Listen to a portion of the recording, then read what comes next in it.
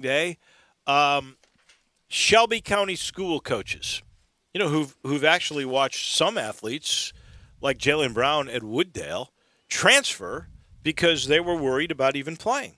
We had Joris Ray on, and I was asking him about those plans for playing, and we knew they weren't even going to discuss it until after next Monday, Labor Day. And Shelby County school coaches sent a letter to the superintendent of Shelby County Schools. They want to play. They have a plan to play, and I actually touched on this. Brett, you were away when we had Dr. Ray on, but I touched on the plan, which is exactly what they presented today, and he goes, "Well, that's not my plan." But maybe it will become his plan, which is Shelby County coaches really are adopting the safety measures of the state of Wisconsin. And they want to play only amongst themselves, so they're sort of bubbling themselves.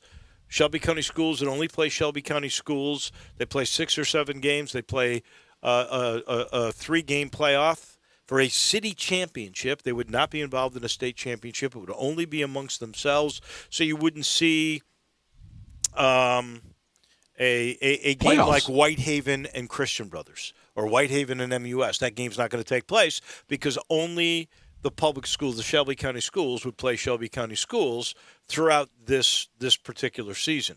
And so they really want to play, and they're trying like the Dickens. That's kind of old school. We used to be a lot like that. There was a time when there really wasn't an on the field, long time ago, decided state champion. It was city champion, even conferences like there were conferences called like the Little Ten. I mean that was big. Sure.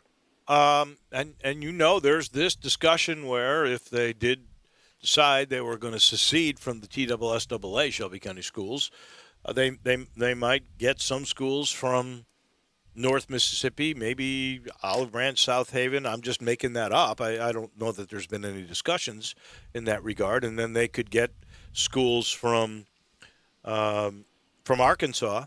I don't know where they would get them because I don't know that Marion or West Memphis, any of those bigger schools would be interested in not participating in the Arkansas state system. But if you could get those, now you've got an interesting league, but you would, again, have your own playoffs. You would not be involved in the state competition.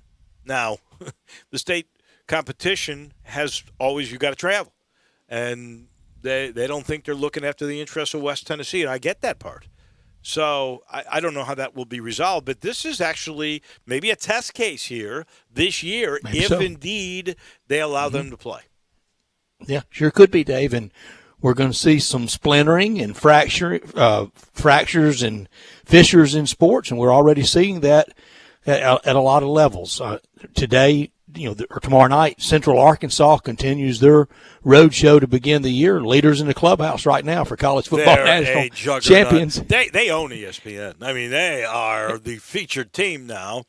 They really have. It's been great exposure for them and so very well done. And their athletics director has been at the vanguard of trying to keep them ever present. He's done a good job with it. And tomorrow night, a couple of FBS versus FBS game, and then UCA plays UAB tomorrow night. In a year that UAB, as we visited early in the week about, UAB could have the big year. So we're getting closer. It's all with trepidation. It's all with baby steps, and we just need a good month behind us. We're September 2nd. We need to look up October 2nd, and September had gone by well.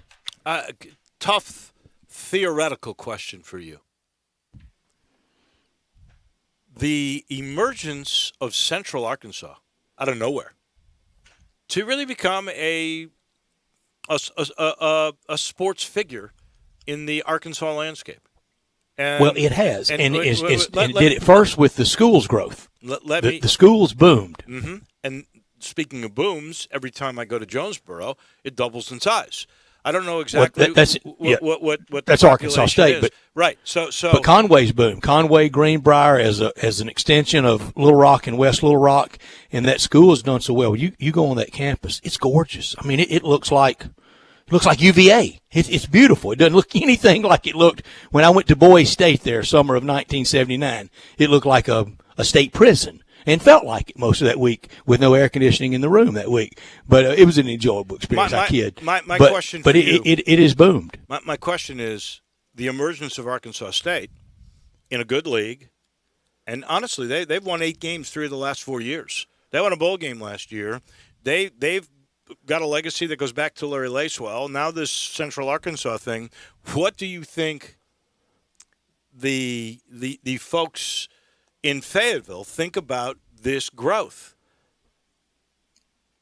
I think some would say it never enters their mind. I think others would say they have to pay attention to it because it's 2 booming areas of the state. Now, Northwest Arkansas is still one of the largest boom towns in the country. Mm-hmm. It grows exponentially by the day. The University of Arkansas is always going to be fine. It's always going to have enrollment. But what Arkansas State's done and the Arkansas State system, there's more than just the Jonesboro campus. A good friend of mine is the head of the Arkansas State system, Chuck Welch. But it's done a great job, and Jonesboro's done a great job. And Arkansas State and UCA very much want to play each other. They play this year. They have a pretty good rivalry. I think you'll see Central Arkansas make that step to FBS sooner rather than later. I don't know if it'll be in the next 2 years, but I don't think it'll be any more than in the next 10 years. Got to get in a league to do that, though. Well, I think the Sun Belt would be natural for them, and the rivalry with Arkansas State would be natural. And I think by the time they are in that league, Arkansas and Arkansas State will have to have played at least once in football. It's long overdue. Well, last thing on this along those lines.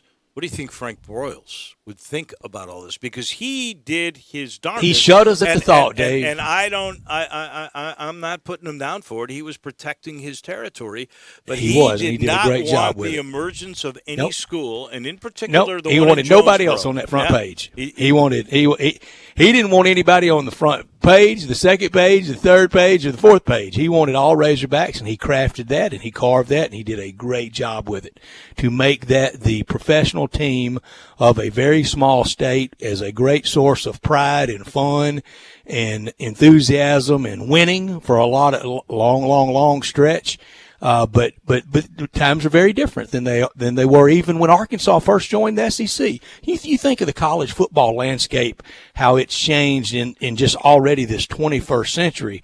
Well, it's light years removed from the fall of 1992 when Arkansas was playing its first year in the SEC and, had the stumble against the Citadel, and it cost Jack Crow his job. And then the next week they blow out South Carolina, and they're off on that crazy journey in the SEC. It has really changed since then. Coach Broyles was one of the real future seers ever in the history of sports. He knew rights fees. He knew the media side so well, and he was so good at that. He knew the business side, and he knew the emotional side of it. But it has changed since then. And come on in, more the merrier.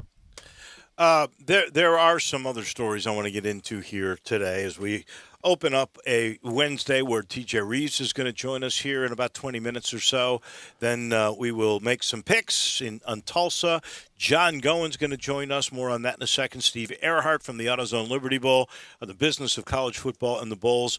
Always a very good guest. He was very entertaining the last time he was on. I'm not sure you were with us when he was, but he was very exciting. And that is Bill King from Nashville, the recruiting expert. We'll make Houston picks, and then we will have crunch time at the end. We got dates today. I don't know if you saw this, Brett, but we know now when the WGC will be in Memphis in a year. We do. We do know. And it'll I be great. like this positioning. Next year, it will take place the first week of August 5th through the 8th. That happens to be the week after the Summer Olympic Golf Tournament. So the Summer Olympics won't necessarily be over, but the golfers who participated will be back. And if you're, worried, I mean, there's only a couple of golfers per country. So you're not really going to lose that many that you would think, well, they're not going to come because they just did that. We're talking Tiger. This is what we're talking, right? Well, we're talking not just Tiger, but we're talking almost everybody. Hey, even if you played in that, the odds are you would still you're back. Yeah, that's right. So I don't Tiger probably won't be on the Olympic team. He'll have that. He'll be really fresh after the Open Championship and into the Olympics. And the next week is the Wyndham that he never has played. Right. There literally is zero excuse. But wait, unless yes, there is. If he there is. There's one. Physical. No, I'm saying you have in order to be in the WGC, you have to qualify. I'm not sure he'll qualify. Well, there's that. But if he qualifies, I don't see how, if he's able to walk, he would miss Memphis next year. Personally, selfishly, that date, and I think it will be a huge success. There will be people so ready to go to that tournament after this year with it having him be fanless. If we have them, if we're allowed by then, I think we'll have a vaccine by then, don't you? I hope so. I hope so. We're getting but even if we can, I won't be able to be there because August 5th, the day of the tournament, that is when I will be at Canton for Peyton Manning's Hall of Fame ceremony. Wow. That whole weekend. I'm going to Canton, and I'll miss the golf tournament 2 years in a row. My goodness. Will you be there for the first couple of rounds, though, just so you say you were at one of them? No, because on Thursday the 5th is the day of the Hall of Fame game, and I want to go to that game, and then the parade on Friday and the ceremony on Saturday, and I'll come home on Sunday. Wow. No, and I won't be one of those that just pulls up on the parking lot and says I was there. Peyton Manning gets inducted on August the 7th, huh? Interesting. That's the date scheduled now for Hall of Fame ceremony next year. So I'm going to have to miss, but it'll be great at the WGC FESJI. And no doubt. We know January and February will be fanless. And I was a little worried about the Century Tournament of Champions at Kapalua, where you hit the prodigious 712-yard drive. Oh, please. It was only 620. 620. Only 620. Got a little down. You healed it a little bit, though, didn't you? No, I caught the trade win perfect. But I was a little worried about that tournament, and for this reason, it's the Century Tournament of Champions. They're only 28. What's going to be a repeat champion probably this weekend?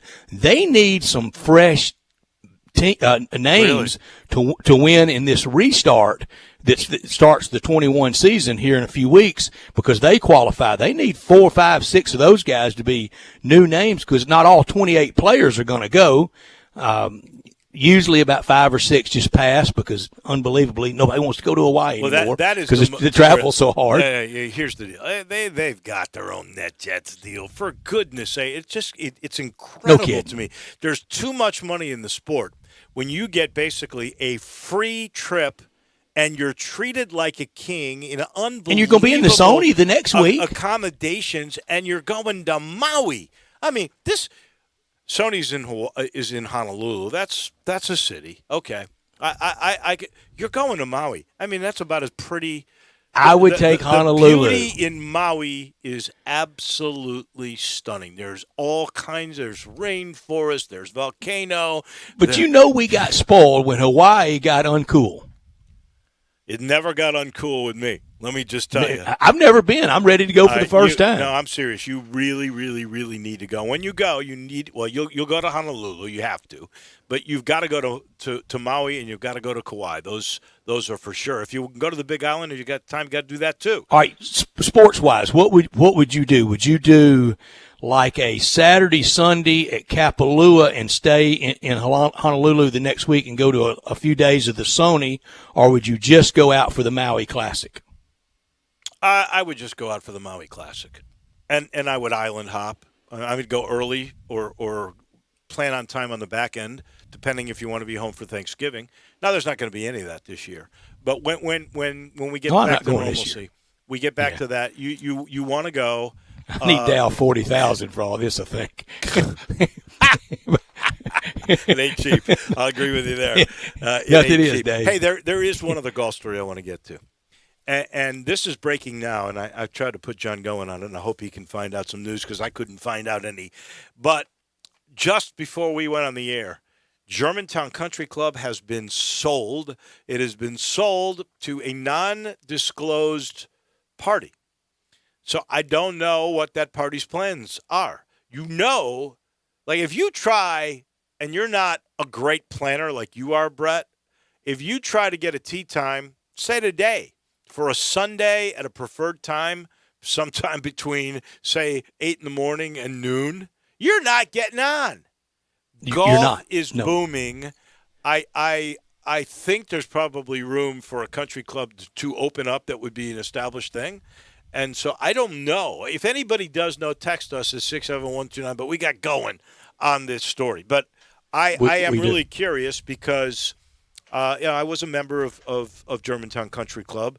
And I love it. It hurts me to drive by and see it kind of going to seed. And we witnessed greatness there. We witnessed sort of a coming out party of Phil Mickelson, who has. I went to a good friend of mine's wedding there, wedding and reception there on a Friday night. Xander Schauffele became sort of known in golf circles because of what he did in U.S. Open qualifying there.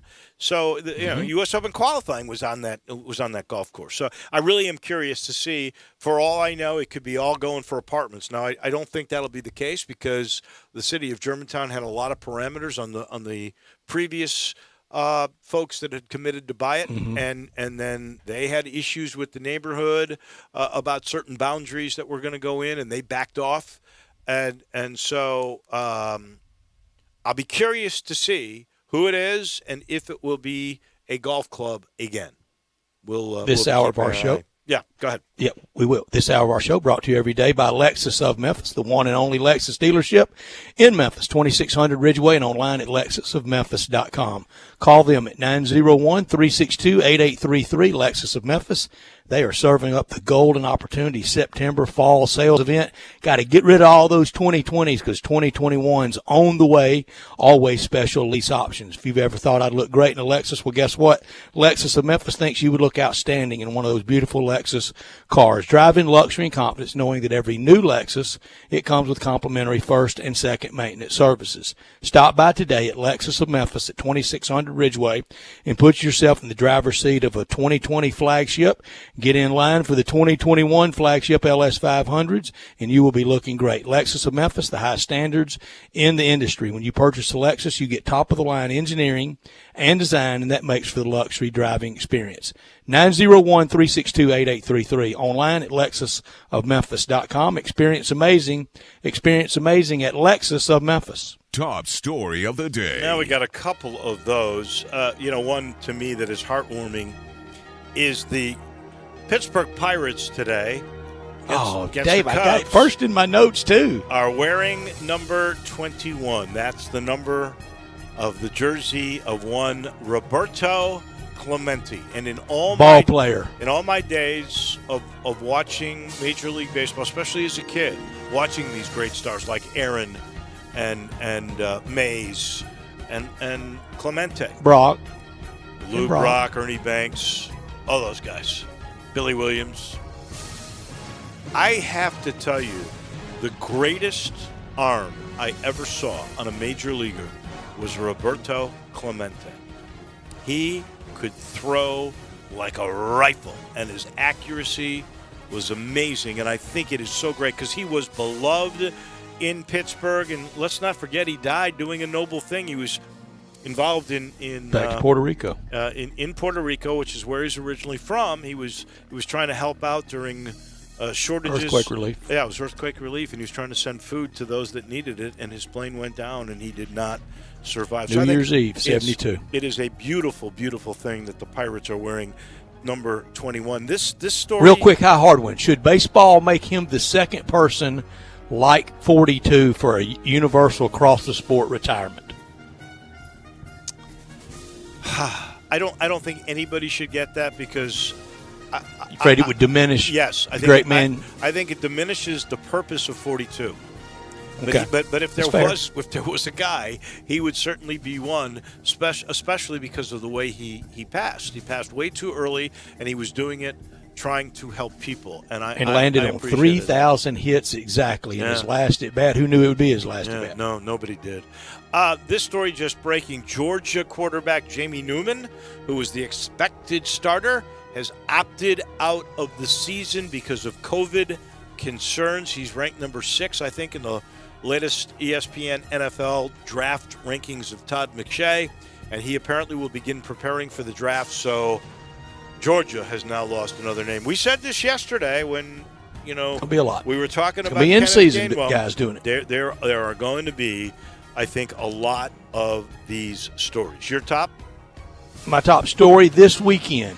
Here's the buffet of sports. PGA Tour Championship in Atlanta. Stanley Cup playoffs in the hockey bubble. NBA playoffs in the NBA bubble. High school football on Friday. College football on Saturday. Kentucky Derby on Saturday.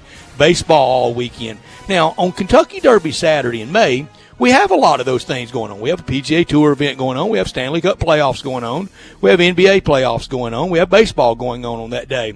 But never football going on that day. Not even spring football. It may never happen again. Also, U.S. Open tennis this weekend. Right, exactly. It may never happen again, or will it? Next year on the first Saturday in May, could the Big Ten and some of the leagues that aren't playing now be finishing on that day? We have college football on that Saturday next May. I think we are constantly reminded in 2020 that you never say never. Anything. Never. Anything. I don't even want it in the lexicon happen. anymore. Anything can possibly happen. Not top story of the day. Well, the numbers from Shelby County are really getting good. Today, Brett Norsworthy, only 82 new cases, 1 death. The one thing, there were only 685 tests. Now, I don't know if that's because people are getting less sick or we're just not doing a good job like we were of testing, and people have stopped doing that because of whatever reason. Out of the 685 tests, the positivity was reasonable at 12%. Now in the state of Tennessee, we've had 156,000 cases, almost 1,800 who have passed, 84,000 cases in Mississippi, over 2,500 have passed, 61,000 in Arkansas, 800 have passed away. 6.25 million Americans now with 189,000 fatalities, and the dashboard in the world, 26 million cases, 863,000 who have perished, 18 million who have recovered, 170 vaccines in the works. And the good news today, I was watching, I think it was NBC, they are going to accelerate the efforts to start vaccines. And some of the usual FDA regulations may be accelerated so that we can get more people trying this thing than normal. So there's a lot of positivity, and I don't mean in the testing way, a lot of positivity around these numbers. Well, the English language kind of changed this year, didn't sure it? Did. That was a yogiism. Speaking kind of changed this year. My not top story, Dwayne Haskins named starting quarterback for the NFL team in D.C. Second year after a waste of a rookie year. I don't think all that was on him last year. There's a lot going on with the Washington NFL team. New coach, new name on the way. Joe Theismann allowed them to kind of take the number 7 out of mothballs. I don't know if it had been permanently retired in his honor. They just weren't issuing it to anybody for the legendary status that Joe Theismann holds with that franchise and in that town. So he was okay with them distributing number 7. Dwayne Haskins better wear it well this year. He won't be wearing it next year. You know, Joe is a really good guy. Joe Great guy. Spends a lot of time in Memphis. His wife is from here. He still has a home here. He spends a bunch of time. He plays a lot of golf at Miramichi, or used to play a lot of golf at Miramichi. He's doing a bunch of rehabbing. And I saw him about a month ago, and I mentioned this on the air. It might have been when you were away. And I said, Joe. Man, y'all had a lot of fun when I was away, didn't you? Joe. Had Bill King on while I was gone. Oh, yeah. Talked about Joe. Y'all just kind of acted like I didn't exist, didn't you? Well, no. I wouldn't go that far. Yeah, a lot of fun. Thank you. But, you know, Joe and I talked about playing golf. I said, Joe, what about coming back on the air with me? Oh, no. I'm not going on anybody's show until all of this Washington football stuff goes away. Yeah, that's smart. And Joe, I mean this respectfully. He's very cagey. He knows the media business. He was great in it. Joe Theismann got to the very top of the analysis broadcasting world and was a great quarterback at Notre Dame. He wore number 7 right after, I think John Hewitt wore it right before him in his years at Notre Dame, and then Joe Theismann wore it, and he wore it well at a lot of different levels of football. No doubt about it. Those are your top and your not top stories of this day.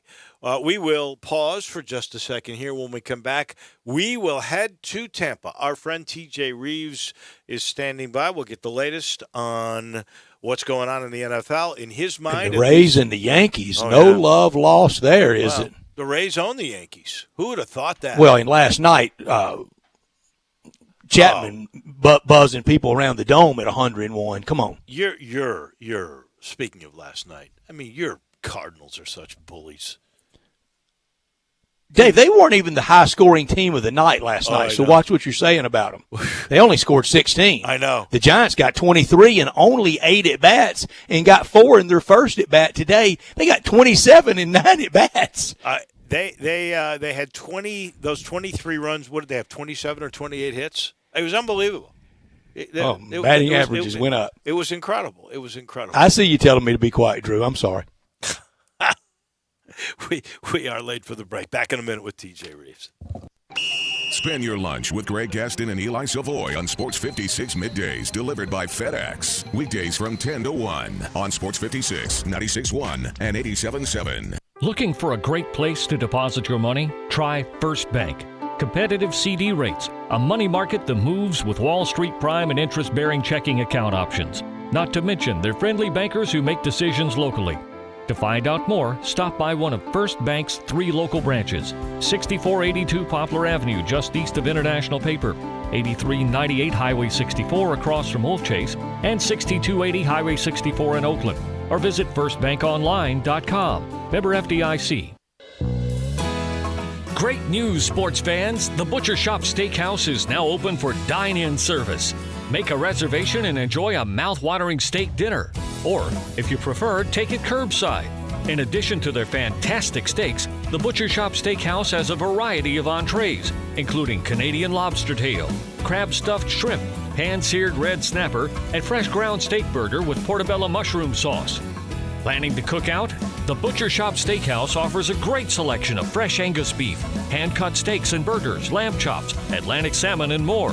Make your reservation for dine-in or pre-order for curbside pickup. The Butcher Shop Steakhouse. Dine-in, curbside, and delivery. Plus, enjoy the sizzle of top-quality Butcher Shop steaks on your own grill. Call us at 757-4244 and visit our website, thebutchershop.com, for menus and more. The Butcher Shop Steakhouse, Walnut Grove and Germantown Parkway.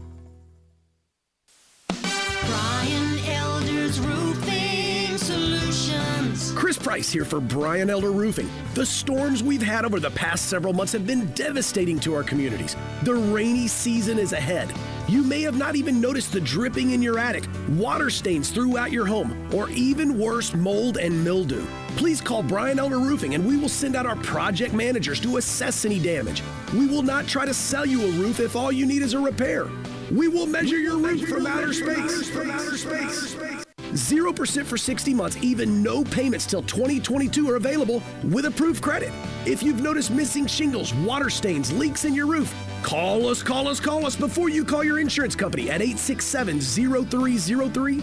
That's 867-0303, and we will provide a free, thorough inspection of your roof's condition. Call 867-0303. Brian Elder's Roofing Solutions. I want to do some bragging rights. Hey, I was just the other day overhearing a conversation with Big Mike, the manager of DeSoto Auto Sales. They've got people buying cars all over the country. North Carolina, South Carolina, Georgia, Alabama, Arkansas, Texas. People from all over the country buy cars at DeSoto Auto Sales in Olive Branch, Mississippi. Why? DeSoto Auto Sales has the most stringent car inspection in America. They get it right the first time. Quality and low mileage. Factory warranty on most vehicles. My favorite part is the people who work there. Big Mike, all the employees are professional, friendly, and go that extra mile. Expect as you walk in the door, you're treated like family. DeSoto Auto Sales understands your time matters. We can help you find your dream car and get all the paperwork finished in less than an hour. Come see us at DeSoto Auto Sales and be part of our family. Have a great buying experience every time. 662-890-7184. Now, back to Sports Time on Sports 56 with Wolo and Stats. This hour of Sports Time is brought to you by Lexus of Memphis. Here once again are Dave Wolochen and Brett Norsworthy.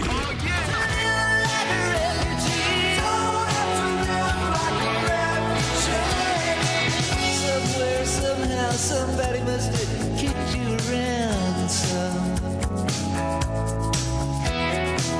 Tell me why you want to lay there, revel in your abandon. Welcome back in on this Wild Wednesday. Wolo and Stats with you until 6 o'clock tonight. To Tampa we go in a minute. We're in the Family Leisure Studios. And a reminder, we are now in the middle of the world's biggest spa sale. You can choose up to 30% off spas and even those big swim spas. Choose from hundreds of different spas from multiple manufacturers. Special financing is available. There's now special pricing on chemicals and accessories because it is toward the end of the season. And don't forget, Family Leisure goes out of their way with professional delivery that could be to your car in the parking lot or to your home. If you choose, just let them know. They want to help you. They want to make your backyard, your patio, a staycation palace at Family Leisure, where family and fun all do come together. Novak Djokovic lost the first set today, but he has bounced back nicely, won the second set, and is ahead in the third set in the U.S. Open. He is the defending champion, taking on a guy named Edmund, who is going to probably get killed the rest of the way. Have you ever been to the U.S. Open? No, I have not. I haven't either. Boy, at night, and I know this year is different, but I would love to go one time and go at night. It looks magical, doesn't it? It does. And in the views of the city. And they say the crowds are just, they're so into it. Right. That would be truly a lot of fun. So, I believe we have gotten some college news today. I mentioned the opt-out of Jamie Newman a little bit earlier. East Carolina's home opener against UCF now at Dowdy-Ficklin Stadium is going to be played without fans. And I talked to Jeff Charles when we were making our picks a little while ago. 2 days ago. It was iffy. He was saying it was 50-50 they'd play the game, so that is at least a good sign. And we go down to Tampa now, where we just learned no fans at the first two home games in the Bucks home stadium. Good afternoon, TJ. You'll be there, I know.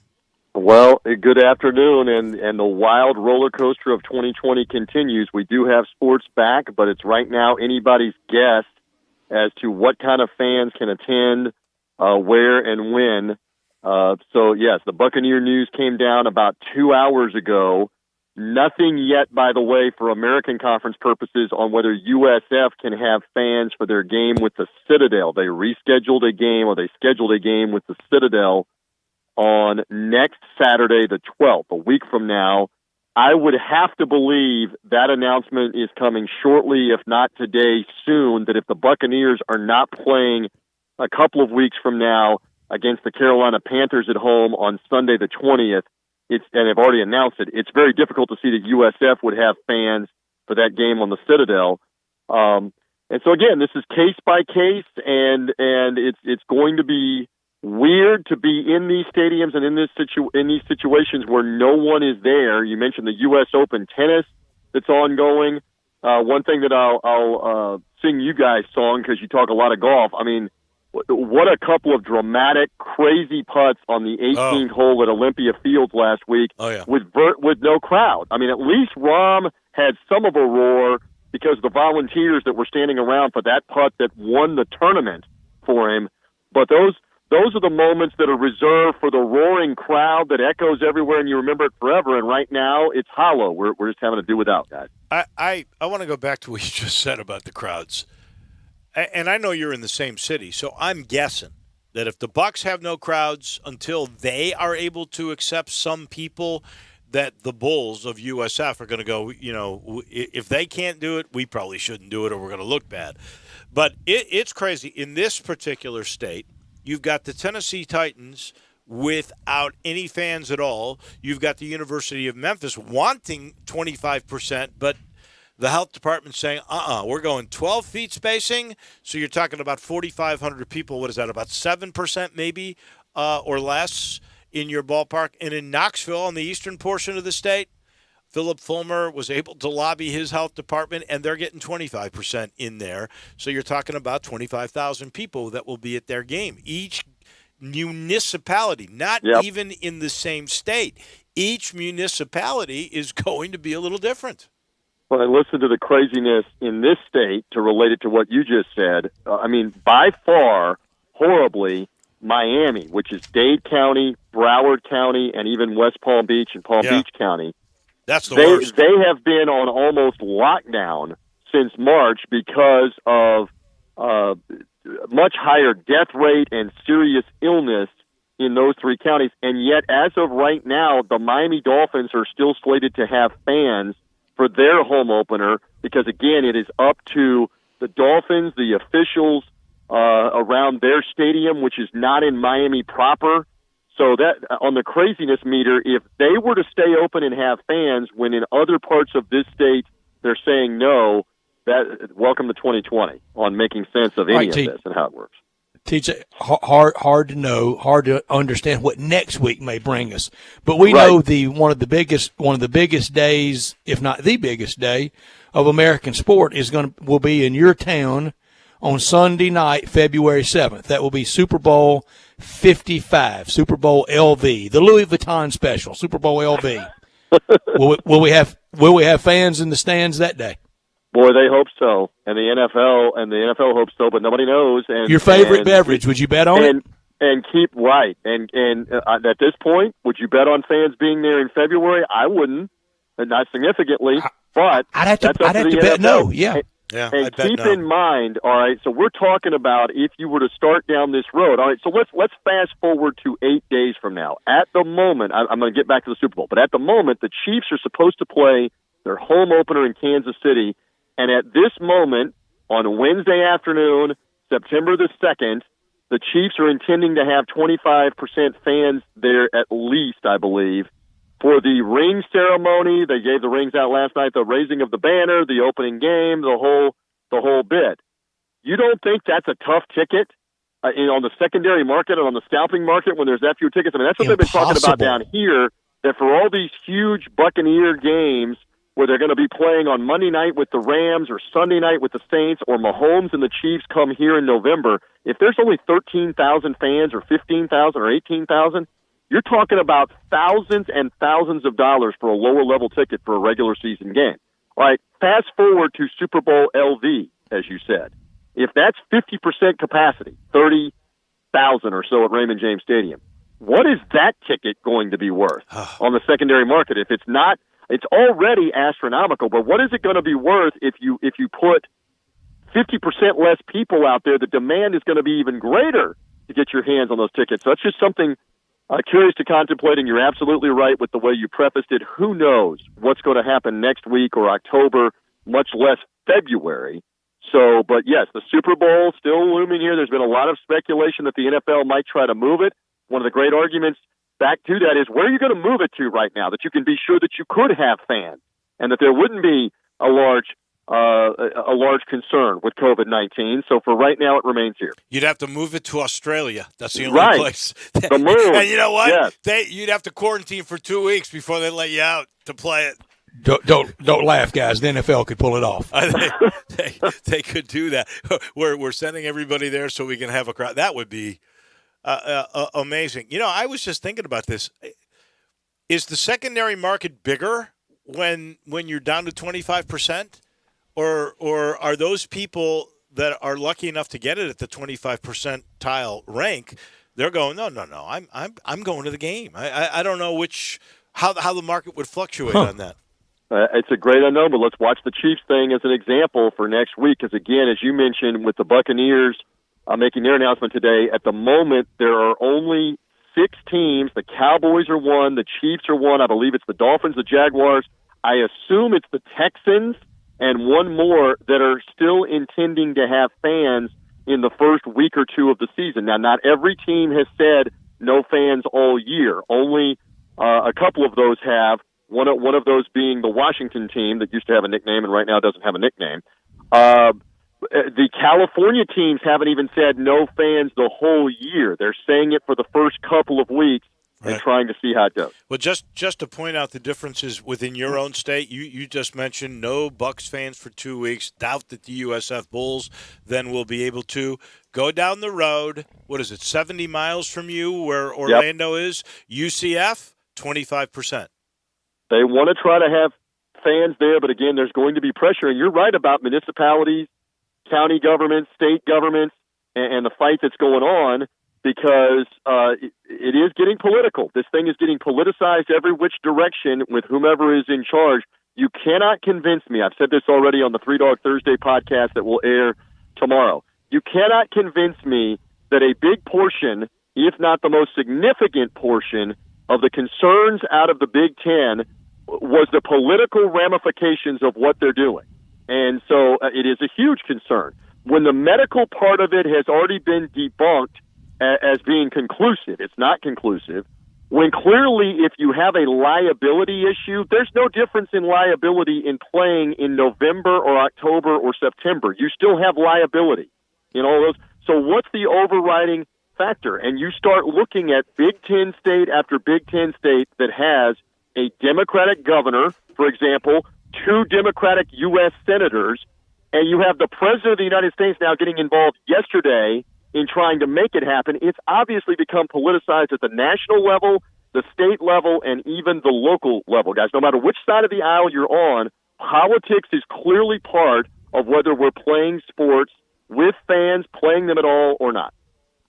TJ, you could be sitting in the middle of Titletown. I talked about it on Monday without you with us and said, well, I would ask you about it on Wednesday, so here we go. You could have a parade for the Stanley Cup champions in the Lightning, a World Series parade with the Rays, and be the first team to ever host in TB12 being yet another Super Bowl. And if they won it, the trifecta in this run of months in the Tampa-St. Pete area. We know the Lightning, they've already advanced. I don't know if they're going to win it or not, but they're probably the favorite. You are like trying to do the announcer jinx right now on all of this. I mean, the Lightning have had success in the Toronto bubble. They've now advanced to the Eastern Conference Finals. They'll either play, and I know Memphis is not a huge hockey market, but Wolo, you follow it, and Stats, you follow it.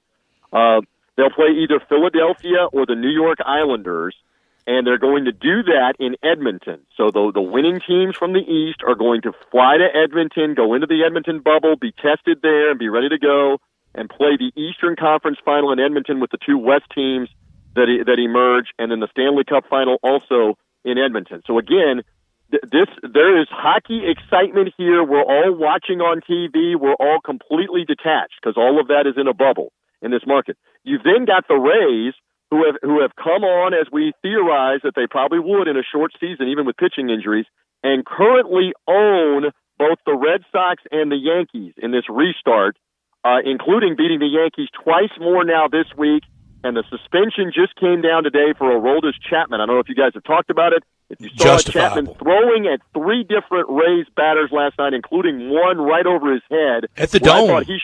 I thought he should have been ejected right when that happened. And it was pretty spineless by the umpires to not throw him out. When the third incident happened, he had come high and tight on 2 other guys. He threw the ball right over another batter's head later on in the same inning. That should have been it. He got 3 games today, and the Yankees are doing nothing but whining and complaining about the little bitty Tampa Bay, minor payroll Rays. Well, you've killed right them. now. What's the head-to-head record now between the Yankees and the Rays? I believe they have beaten them 7 of 9. Yeah, I think that is correct, and it may be the last 5 or 6 in a row. It's crazy. So, yeah, they own them. They absolutely own them. Which is wild. It's a little like San Francisco they lit up owns Garrett Colorado. Cole. They lit up Garrett Cole 2 nights ago, too, who they couldn't hit against the Astros in the divisional round of the playoffs last year. So they are having success. Again, I have no idea what that's going to mean. I mean, Brett, you know this. What's it going to mean for the postseason when you've got 4 series that are going to take place right away that I think are best of 3, correct? Cards. All the cards will be reshuffled. Yeah. It'll mean what nothing. the heck does this mean ultimately if you end up having the best record hypothetically in the American League or the National League if you're just going to play 52-card pickup here with your postseason right away? We'll see. Oh, you're already complaining like you're a loser. Come on. Have faith. Your Rays are good. My God. They all got to play the same amount. I'm just stating to you, they have had 11 pitchers go on the injured list since spring training began. Not all of them on the restart, but they now have got like 4 more guys on the injured list pitching. I don't know who they're going to have left, and it's a short I had them in the season. World Series preseason. Well, good.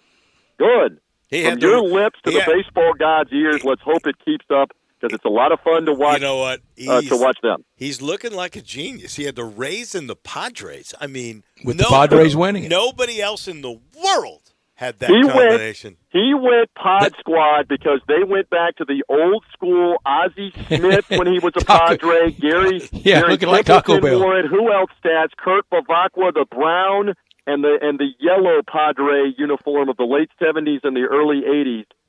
When they were wearing and the good pitcher, Randy Jones. Remember that good left-hander? Did Tony Gwynn ever wear that? I don't know that he ever wore that dark brown and the gold. I think he did. Oh, I think he did. I really Dave did. Winfield? Yeah. Dave Winfield, yes, before the Yankees in the brown and gold or whatever that ugly color is for the Padres. Yes, back in the day. Last thing, because we're already behind, but I have to know, who is going to win the $15 million FedEx Cup in Atlanta? Boy, tough to go. Dustin Johnson, can he hold up because he's played so well, and he's got the 3-shot lead? It's going to be tough to overcome that, right? He's only got a 2-shot lead. Is it 2? What is it? I thought it was 10 under and 2 7 or 3? Under. 10 under and 8 under? No, it's 10 under and 8 under. Well, he's got a 2-shot lead with 72 to go. Who is 4 back going into the week? Because forgive me, I didn't look before we talked. Who's the 6 under? Who's the third guy? Those are the ones. I will tell you. John Rahm is Justin Thomas. John Rahm is 8 under. DJ's 10 under. Justin Thomas is 7 under. Webb Simpson is 6 under. Those are your guys. Webb Simpson might sneak that thing out and make up 4 shots. Give me Webb Simpson as a dark horse. How about Colin Morikawa? He's 5 under. He played poorly though the last couple of weeks. He did. I don't know. We'll see. Those 2 putts again last week. I know you got to go. That's the craziest, wildest finish in a non-major. Those 2 putts.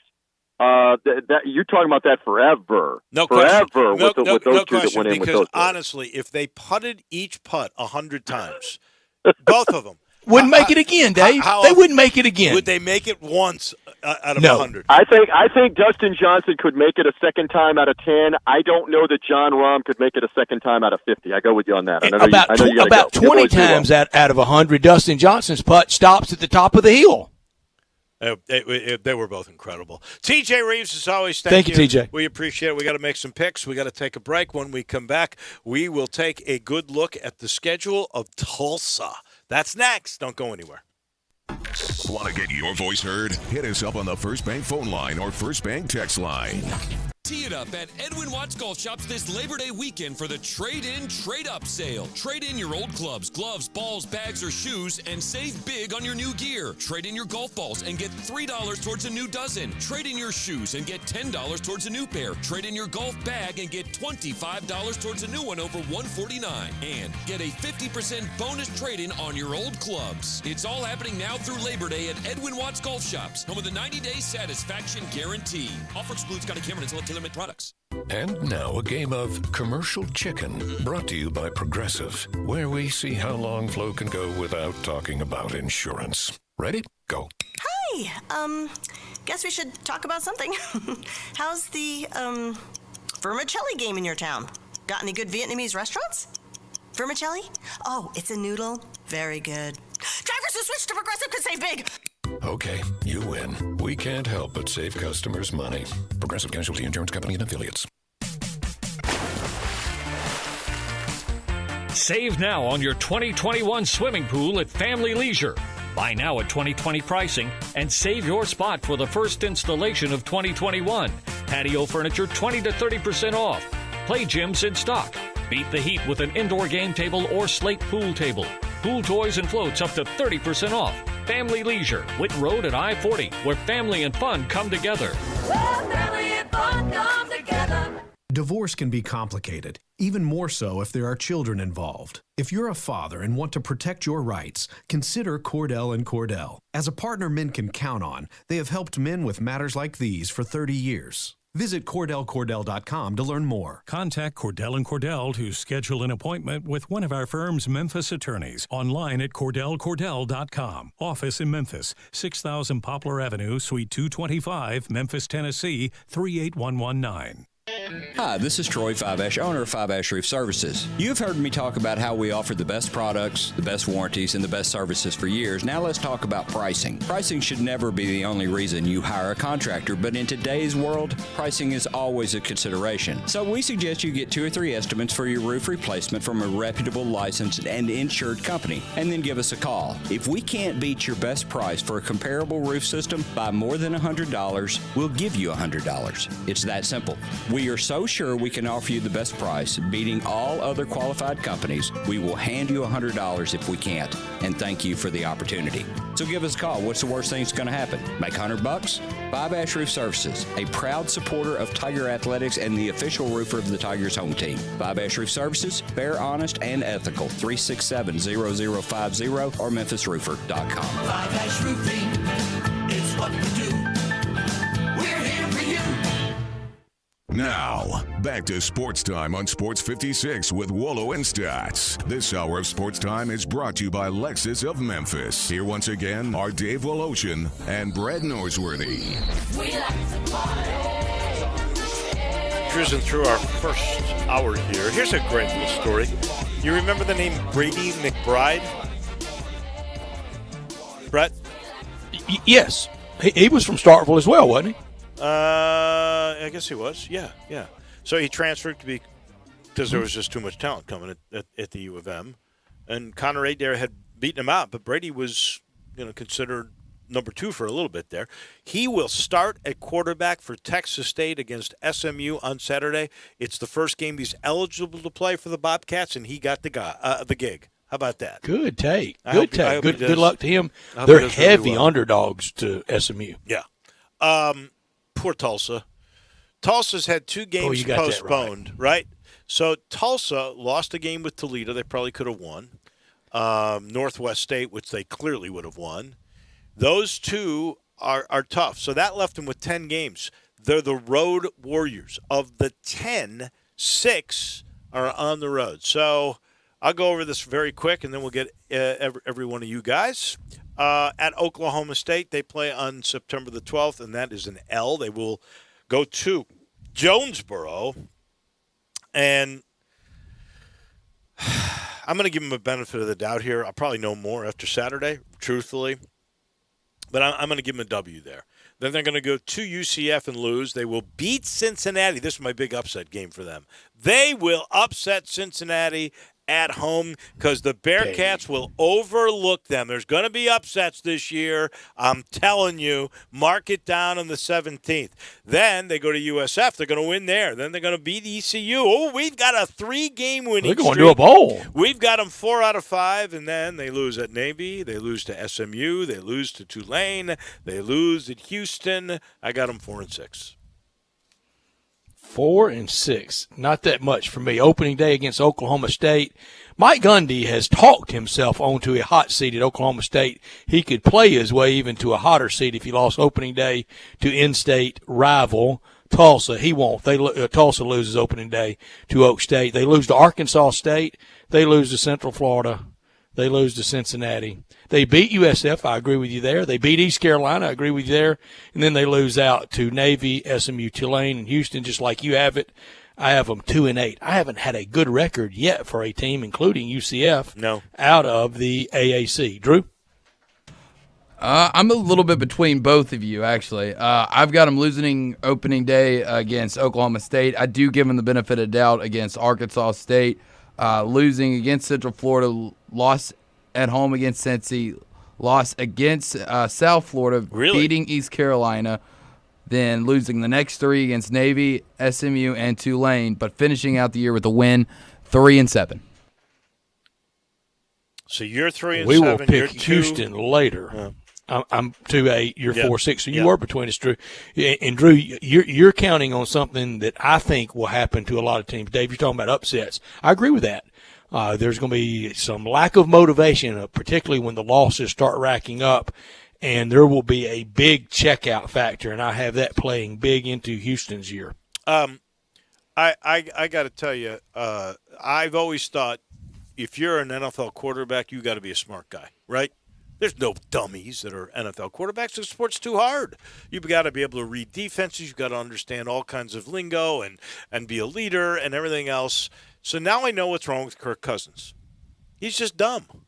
Kirk Cousins says he's taking a survival of the fittest approach to the coronavirus. If I die, I die. Now, Dave, have you seen it, or are you just reading the quotes? I'm reading the quotes, but here okay. Let me. I promise you, if you watch the video of it, it was a lot more jocularly said than that. Okay. It was not near as cryptic as that, and it's why now I don't want a read quote ever again because there's no context in that. It always looks a lot more unflattering. But I know where he's coming from, Dave. I don't think he's dumb. And he, first of all, he said it with laughter. He said it with humor, and he said it with all the provisos that he follows all the laws, that he's worried about other people, that you should wear. He has said about everything I've said about it. And if that is how it ends, then I'm prepared for that as well, just like he said. I don't think that's dumb, and I don't think it's fatalistic. Well, when he was asked, and again, I'm reading this, but he said, rate the level of concern over contracting the virus on a 1 to 10 scale. 1 being the person who says masks are stupid, you're all a bunch of lemmings. And 10, I'm not leaving my master bathroom for the next 10 years. Cousins replied, I'm not going to call anybody stupid for the trouble it would get me in, but I'm about a .0000001. But he wears it, and I'm about the same way. My concern for me is not that much. My concern for others and complying with the law and with regulations is why I wear it. But I'm not that worried about it for me. And he said it with about a sunniest disposition as you could say it. I'd have to see the quote. If you don't believe me? No. I mean I got to hear it. I promise you. I believe you. But, I read it. It sounds terrible, so I got to hear the difference. But I trust in you. I trust in you. Yeah, and I'm the same way. And if it happens to me and that's how the story of Brett ends, then that's how it ends. And then I go on to my great reward. Well, as long as he wears a mask, I give him credit. For those that would say exactly. that and then me too. And then just tempt the fates, I don't have a lot of No, respect comply with the regulations. Yeah. This portion of our show is brought to you by Supercuts. And you know by now, Supercuts in Memphis, well, it's a locally owned company. The Czech family has owned it for about 30 years now, and they do such a great job, and they really care. Nothing is more important to them than the health of Memphians and, of course, the people that work for them, their team at Supercuts. And all of the Memphis Supercuts are open. They are safe because they are all involved in what they call the Safe Salon Commitment. It's in place. The Safe Salon Commitment was developed in partnership with a top infectious disease, a group of doctors that was put together to maximize safety and the sanitization of all the salons, which means when you're ready for a haircut, they're ready for you, and they have been for a while. You can learn more about the Safe Salon Commitment, and you can prepare for your next visit simply by going to supercuts.com. 1 hour in the books. When we come back, we talk golf. We love talking golf with John Goen, and we got a story today. Germantown Country Club has been bought again, but by whom and for what? Maybe John Goen will get us to the bottom of this. He is next. I want to invite you to come by the Spirit Shop. You know, that little log cabin on Poplar? Your liquor and wine oasis. The Spirit Shop has been providing sports fans their beverage needs since way back in 1969. So come in now and get ready for the big game. Whether your favorite team wins or loses, the Spirit Shop will help you celebrate or ease that pain away. The Spirit Shop is open every day, and they're located perfectly at 4848 Poplar. That's the corner of Poplar and St. Nick. You have to be up in 5 hours, 2 hours, 6 minutes. And when you hear, you realize that you haven't slept a wink. That's why there's ZzzQuil Pure Z's, a drug-free blend of botanicals with an optimal dose of melatonin, so you can fall asleep naturally with no next-day grogginess. It's available in both liquid and gummies, tastes great, and is non-habit forming. Pick up ZzzQuil Pure Z's from the sleep experts at Vicks ZzzQuil. ZzzQuil Pure Z's, naturally superior sleep. Available at retailers near you. Napa know-how. Get all the quality parts you need at your locally owned Napa. Because right now, when you order from Napa online, you can pick up curbside at your local store in just 30 minutes. Or get your order delivered direct to your door with free one-day shipping on over 160,000 quality parts when you spend $35 or more. Quality parts delivered quickly and safely. That's Napa know-how. Napa know-how. At participating stores, standard ground shipping and exclusions apply. Brian Elder's Roofing Solutions. Chris Price here for Brian Elder Roofing. The storms we've had over the past several months have been devastating to our communities. The rainy season is ahead. You may have not even noticed the dripping in your attic, water stains throughout your home, or even worse, mold and mildew. Please call Brian Elder Roofing and we will send out our project managers to assess any damage. We will not try to sell you a roof if all you need is a repair. We will measure your roof from outer space. 0% for 60 months, even no payments till 2022 are available with approved credit. If you've noticed missing shingles, water stains, leaks in your roof, call us before you call your insurance company at 867-0303. That's 867-0303, and we will provide a free, thorough inspection of your roof's condition. Call 867-0303. Brian Elder's Roofing Solutions. We are Sports 56 WHBQ Memphis, WIVG-FM Tunica Memphis, and WPG-FLP Memphis, Flynn Broadcasting Stations. Now, more of Sports Time on Sports 56 with Wolo and Stats. This hour of Sports Time is brought to you by Homer Skelton Hyundai. Here once again are Dave Woloshyn and Brett Norsworthy. My world was strapped against my back. Welcome back into the Family Leisure Studios, hour number 2 on another good day. The stock market went crazy. It surpassed the 29,000 mark. That's really good news. Shelby County went the other way, low in the number of cases. The COVID numbers in this county get better and better every day. Only 82 new cases and 1 death today. 685 tests, so not as many as you'd like, but still 12%. You'd like to get that under 10% positivity, but a livable thing there. And, of course, the hospitalization numbers were really, really, really good. We know the date on next year's WGC, August 5th through the 8th. That's the week after the Summer Olympic golf tournament. So there shouldn't be any excuse about anybody not coming, including one Eldrick Tiger Woods. So that's sort of where we lead into golf, and John Goen today, who joins us from Timber Trust. And there is another golf story that is going on, and that is the sale to an undisclosed group that has purchased Germantown Country Club. I don't know if it's for golf. It could be a developer like it was the last time that was going to put a 9-hole golf course in. John Goen, what have you heard on this story? Anything? Good afternoon. Good afternoon, Dave. Stats.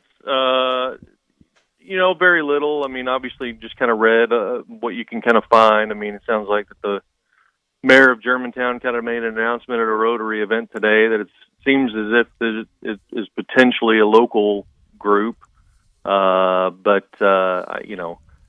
don't know. In numerous conversations with folks over the last few months, really in particular, it would be hard or very interesting to see if they were ever going to truly try to revive that as a golf course. I think that, having that place closed for well over a year now would make that a rather expensive proposition to try to revitalize that golf course. So I guess gut feeling would be that it would probably tend to remain some type of a housing development or something along those lines. But, you never know nowadays. I mean, obviously there's been golf courses this year. I mean, North Creek is sold and they're keeping that as a golf course and going to invest some substantial dollars in it. And from what you can kind of read from the group that bought that place, and so you just never know. But obviously, it'll be interesting to kind of see what does happen with Germantown Country Club and the direction in which they're going to try to take that property. How much more room do we have for course and golf expansion? Well, I think we've said this. I've said this for some time. I don't think there is room. I think if anything, you could still continue to see retraction and have everybody else kind of benefit from that. I still, there are a substantial amount of private clubs now. Granted, with the resurgence of golf from COVID, there's obviously some folks that might be a bit more optimistic, but let's not get, let's not bask in too much of the glow of what has happened in the golf industry over the last, 4 or 5 months and think that there is more room now to start expanding back into additional golf courses. I think that, again, we're at a point where folks are coming back. You've definitely had new golfers and golfers that have not played in some time that have come back due to, golf just being that outdoor activity that you can socially distance and enjoy with friends and have some part of normalcy in your life. But, as an owner operator and as there's management companies out there and everything else, it's up to us to figure out how you continue to keep these folks engaged. I mean, this weekend is going to be, a little more interesting, not near as interesting if it was a full football season, but, we're historically in the time of year where, you will have some play on Saturdays and Sundays, but not near what you've experienced over the last few months, just because there's, other things now for folks to be able to do. That's not going to be the case for, this football season, but still, we are still going to face substantial challenges as we, get back to whatever this new normal is going to be. And it's going to be our job to do everything possible to make sure we are keeping folks engaged in continuing to be able to play golf. And there are numerous things that I think we're going to continue to look at and focus on to make sure that the folks that have visited Timber Trust are going to continue to enjoy the golfing experience and continue to enjoy improvements and customer experience and everything else that we are going to continue to focus on and make, at our place. So it's going to be interesting to see what happens, but obviously there will be more on the whole Germantown Country Club piece. But, again, I think that, it's our responsibility as PGA professionals, owner operators, management companies, whatever, to do everything we possibly can as we have this substantial influx of players back into our game to do, what is possible to keep them engaged and keep them playing golf. That brings me to a couple of questions from your thoughts. One, will football games on TV, will they take away from your crowd? For instance, the Memphis game on Saturday, 7 o'clock. Mm-hmm. Most people that are coming there's only 4,500 that are allowed to come, right? And they're not allowed to tailgate. So it used to be they would get there at 3. They were going to enjoy Tiger Lane, and they were going to watch Tiger Walk, and they were going to be setting up, and it was a whole day deal. Now they're going to be watching on TV. Will that stop people from playing golf when they're not coming to the game? They're just watching it on TV. That's the first question, so we'll watch for that. The second is we are in a boom. You can't get a tee time from 7 until 11 or 12 on a Saturday or Sunday at most of the more popular daily fee or public golf courses such as yours at Timber Trust. And so I know on that end, and that's what prompted those folks, I guess, from Dallas to say, we're going to take a chance on North Creek because we like the golf course and we like its location and we think we put some money in it. In this boom time, we can make it. I don't know what it would be like for a private club. The closing of Germantown Country Club was a boom for Windyke. It was a boom for Ridgeway. and it was a boom for Colonial Country Club. Those three were the recipients of those members from Germantown. So I don't know if they'd go back to Germantown. I don't know if there's more people now that are saying, you know what, we still love golf. Now we're back into it again. Let's get into a club, and this one's so close. If they did reopen Germantown, do you think because of this boom that a private club could survive if it came back in a reasonable sort of a Windike kind of price range? I think it would be challenging. I mean, for so many years, we in the private club side of the business didn't really grow. We weren't growing players. We weren't growing golfers. We were just swapping members. You would get folks that would come to your facility and would either get frustrated by what was going on or whatever, and they would move clubs. And so, I mean, that was the thing, up until really this year that was going on in the private club side of the business. I feel, we weren't growing golfers. We were just, swapping members and doing everything we could to survive. As unfortunate as the closing of Germantown Country Club was, it was something that ultimately needed to happen in the golf industry in the city of Memphis. Look, it didn't need to be Germantown Country Club. Let's get that straight. But there were clearly golf courses in general, regardless of who they were. I mean, there needed to be some contraction, and I think that there still needs to be some contraction. But I think that, for somebody to come in and all of a sudden think that another private club, will fit into this marketplace. I know that obviously Windike is having huge success. Spring Creek, huge success. TPC, obviously huge success. Ridgeway, massive success there. Memphis National is clearly, bursting at the seams. There is still room, I would guess, at Colonial, and so, that would be my thought is if you're going to join, with all of the other clubs in our marketplace that are full, I mean, Colonial is going to be the place where you would ultimately look to potentially join because there's room there. You have the history of the South Course and everything there. And, so, to all of a sudden have this idea that you could make another private club work when there's still one private club within our marketplace that probably still has room to be able to accept members is just, I think, a bit ambitious. John, what was the longest bull market run for golf? Was it Tiger?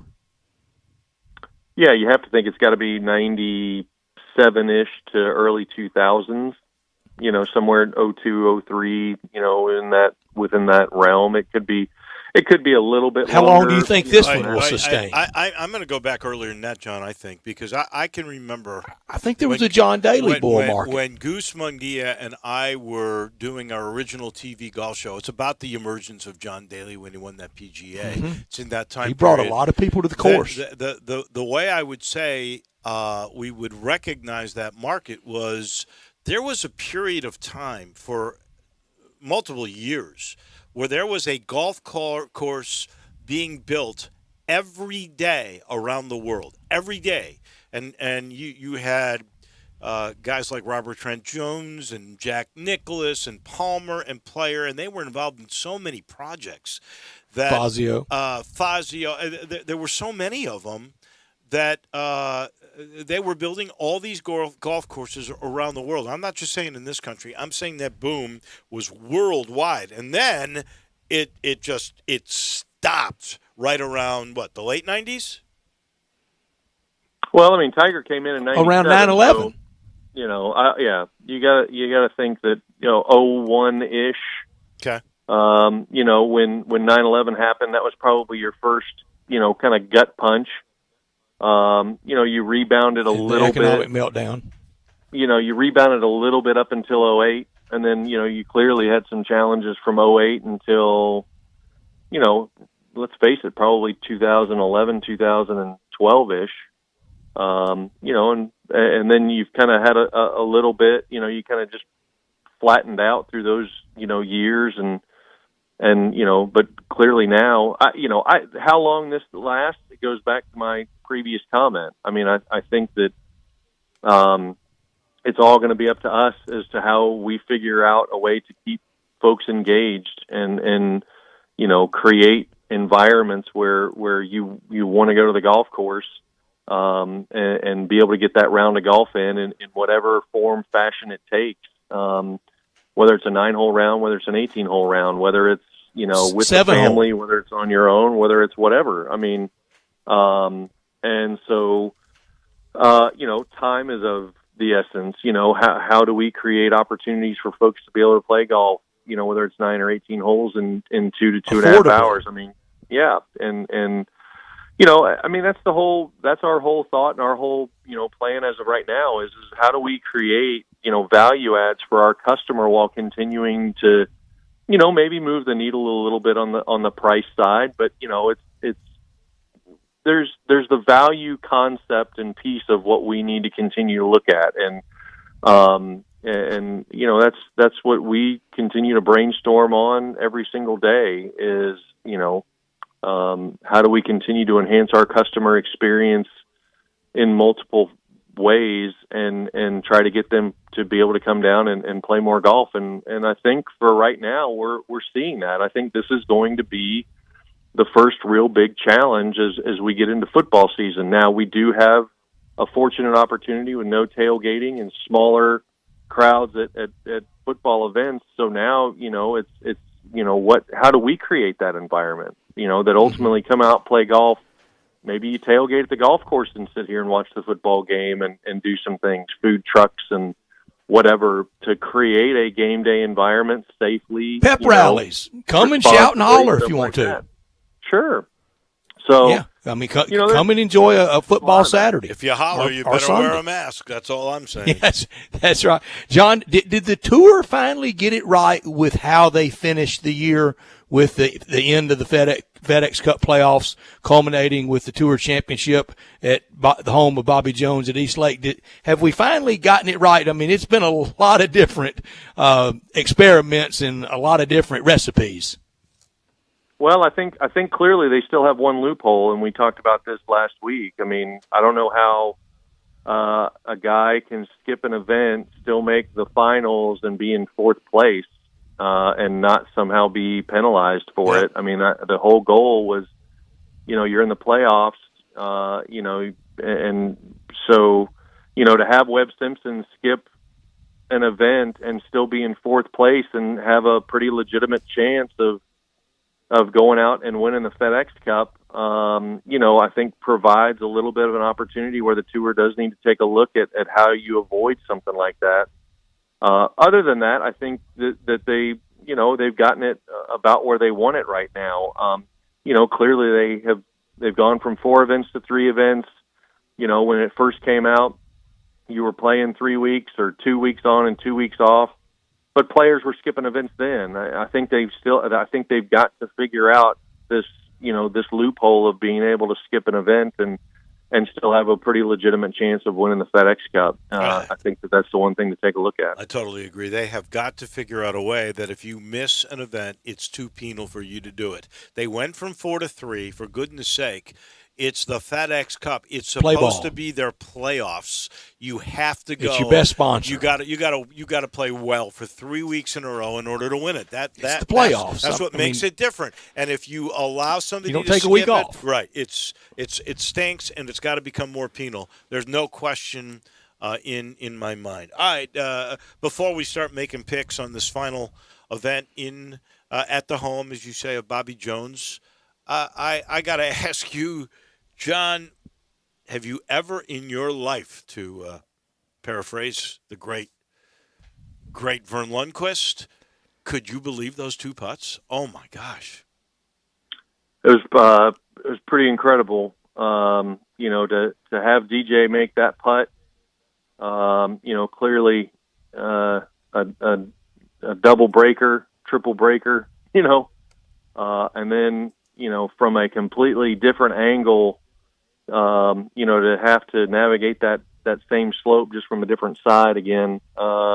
pretty amazing, pretty incredible that you have the touch, the feel, the imagination from both of them to be able to hit those putts and pull execution. that off. Incredible. Imagination meets execution, and a whole lot of skill in between. It was a thrilling finish. All right, John. Unbelievably, the pro is the first pick. You usually are stellar in these picks. This year we kind of swamped you with the math and with some of the double hits, but you go first. You're not out of it for the year, but both of us, you and I were close to being dormy, but you're up first, and I bet you're going to take the guy with a 2-stroke lead with 72 to play. Yeah, I mean, we talked last week about, any sort of, I guess, positive momentum that DJ was going to have. I mean, he clearly kind of, showed that he is engaged in this whole process. So I guess I'm going to kind of run with the lead horse here and take Dustin Johnson. Can't blame Dustin you for Johnson, no shocker there. I'm second. I'm going to go with how it finished last weekend in Chicago. Dustin Johnson, goes first to you, and I'm going to take John Rahm second. Dave, yes. Well, Dave. then I would be crazy not to take JT. I got to go with Jason Thomas, who's 7 under, so he's only 3 behind DJ and 1 behind Rahm. And leading in first place, but it is not over. I heard Drew last week taking a way too early victory lap with you guys. Oh, my goodness. I listened to this segment. It's just an aberration. It's been the last you 2 did that weeks. Crazy quadruple thing. That was he just really ridiculous. has. And could only set himself and up. arrogance out of Drew the last 2 weeks has been Off-putting. just un-Drew Barrett-like. Oh, it's just it has been, a bit John. over the top. And I've he's got to gonna take play. my victories when I get them. Hey, Drew. I'm going to go with the guy that got me that huge lead. I'm going to go with Colin Morikawa. All right, Colin Morikawa. No He's shock 5 on any of those He's 4. 5 That's under. the first 4 I had off the board. Now, not double if your guy wins with the second pick, but no quad because we're not playing the whole tournament for double. But if he wins, this would pay double, so around $2 million. If these next pick pay off, it would be 4. John. As much as I've dogged him, I guess I'm going to take the guy that took a week off. I will take Webb Simpson. Oh, not a chance. This dude, he's doomed himself for trying to, I think so. to do that. I think so too, Dave. I'm with you. I'm going to take Beefcakes. Oh, and darn Bryson. it. I really wanted that. Oh, I can't believe you stole him from me. Got it. No. Your pick. Really? Can we make a Yep. trade? Can we do something? When did we get into trades? I don't know. You going to trade JT for him? A couple of pieces of silver and a week of lunches. I mean, what are we? There's no cash in a player to be named later here, Willow. Trying. I mean, I can't Dave believe you took Dave's my swinging man. for. Look how desperate Dave has gotten. Can y'all believe this?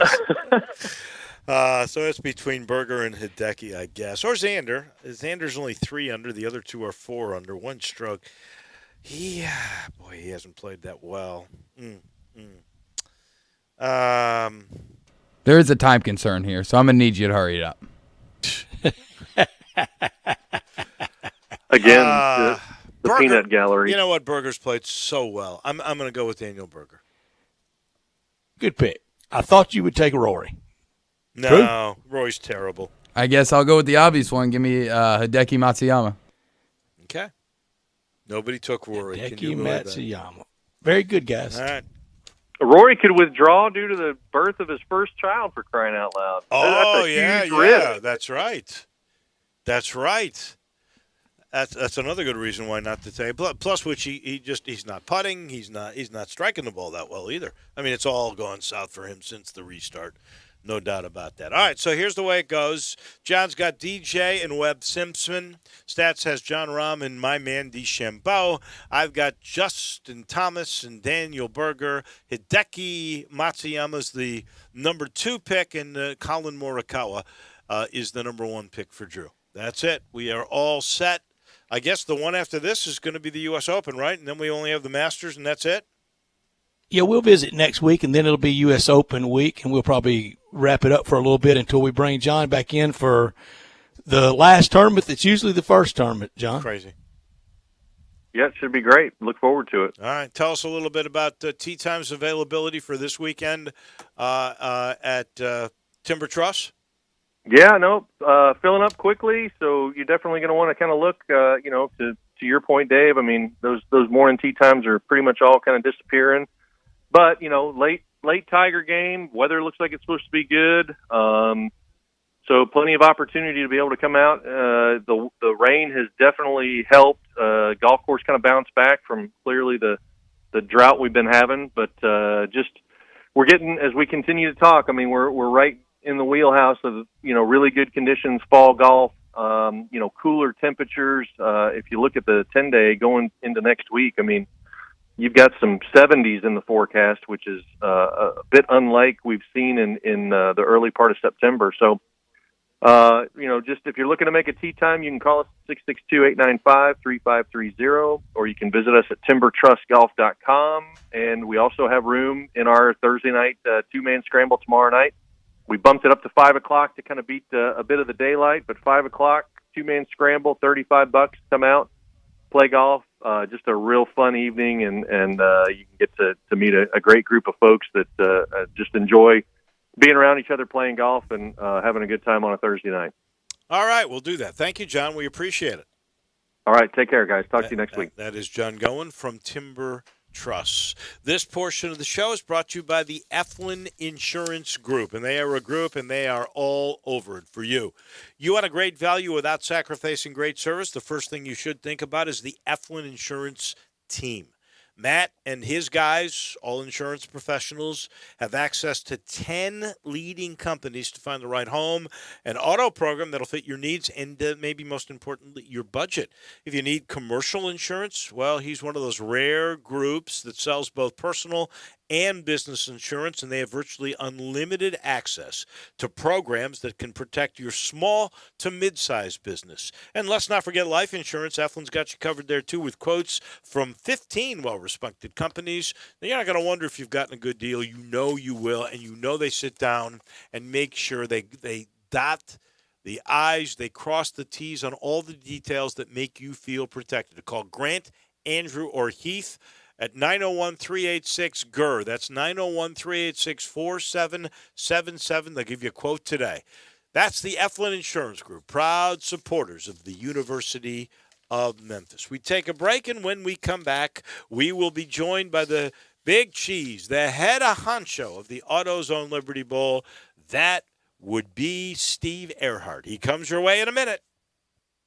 We are Sports 56 WHBQ. Listen to us daily on AM 560, 96.1 FM, or 87.7 FM. Ace is the place with the helpful hardware, folks. There's no better feeling than grilling out, and there's no better place than Ace to get the best grill for you and your family. We have the hottest grills from top brands like Big Green Egg, Traeger, and Weber. And since our stores are locally owned and we're committed to helping our neighbors, we'll also assemble and deliver your grill for free. Around the block, what you need in stock, with people who know their grills. Offer valid for Ace Rewards members through September 7th on grills and accessories $3.99 and up. See participating stores for scheduling or exclusions. I'm here with outstanding team from Lexus of Memphis at 2600 Ridgeway. They're online at lexusofmemphis.com. Gary, tell everyone how they can experience the Lexus of Memphis satisfaction. Come in and be a part of our family at Lexus of Memphis. Experience the customer service that we provide to each guest like a member of our own family. If you're on the side of the road and you need us, we're there. If you need help with anything with your car, technology, Bluetooth, the app suite, we have a dedicated team to help you with this in your journey with your Lexus. That's how they do it at Lexus of Memphis.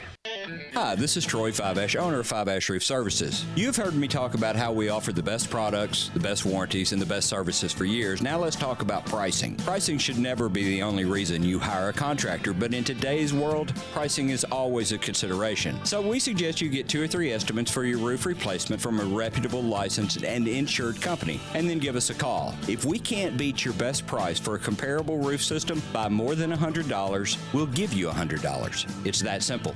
We are so sure we can offer you the best price, beating all other qualified companies, we will hand you $100 if we can't, and thank you for the opportunity.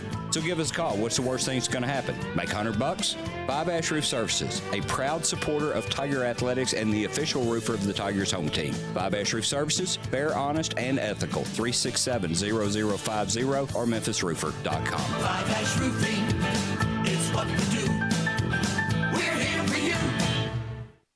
CenterPoint Energy takes many steps to help ensure the safety of gas lines in your community and shares important tips like the following. A distinct odor similar to rotten eggs is added to natural gas. If you smell it, clear the area and immediately call CenterPoint Energy. Plus, always remember to call 811 before you dig or begin an outdoor project. Natural gas is one of the safest fuels. To find more tips, visit centerpointenergy.com/gas safety.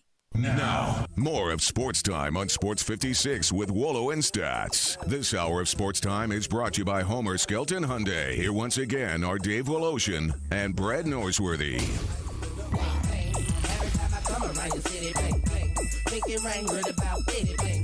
Welcome back into the Family Leisure Studio. So we know we've got college football Saturday at the Liberty Bowl. So now they got to start thinking about bowl games. And the AutoZone Liberty Bowl comes first to my mind, and this starts the weekly appearance from the Big Cheese, the head honcho of that wonderful organization. Here is Steve Earhart, and we're getting a lot of opt-outs and everything else. So that's going to be a part of this, injuries, opt-outs. It's all going to be part of the terminology that we use for college football this year. We love talking about the business of it all. Does that worry you at all as we go through this thing that, now come bowl season, you might have even more guys that are going to go, we're going to opt out. Is that a new concern for bowl guys, Steve? Well, it's certainly something that we're working through in this very different and challenging year, but the beauty of college football and the amazing institution that it is, if that's the right word, the competitive spirit is there's thousands of young men that are just waiting to get their chance to play. And so if a few people opt out or a couple of stars want to get started on their NFL careers early, which I think is what's really going on here, that there's plenty of guys that next man up that would love to have an opportunity to play. And when you look at some of these, the hot shots that are, stars, fine.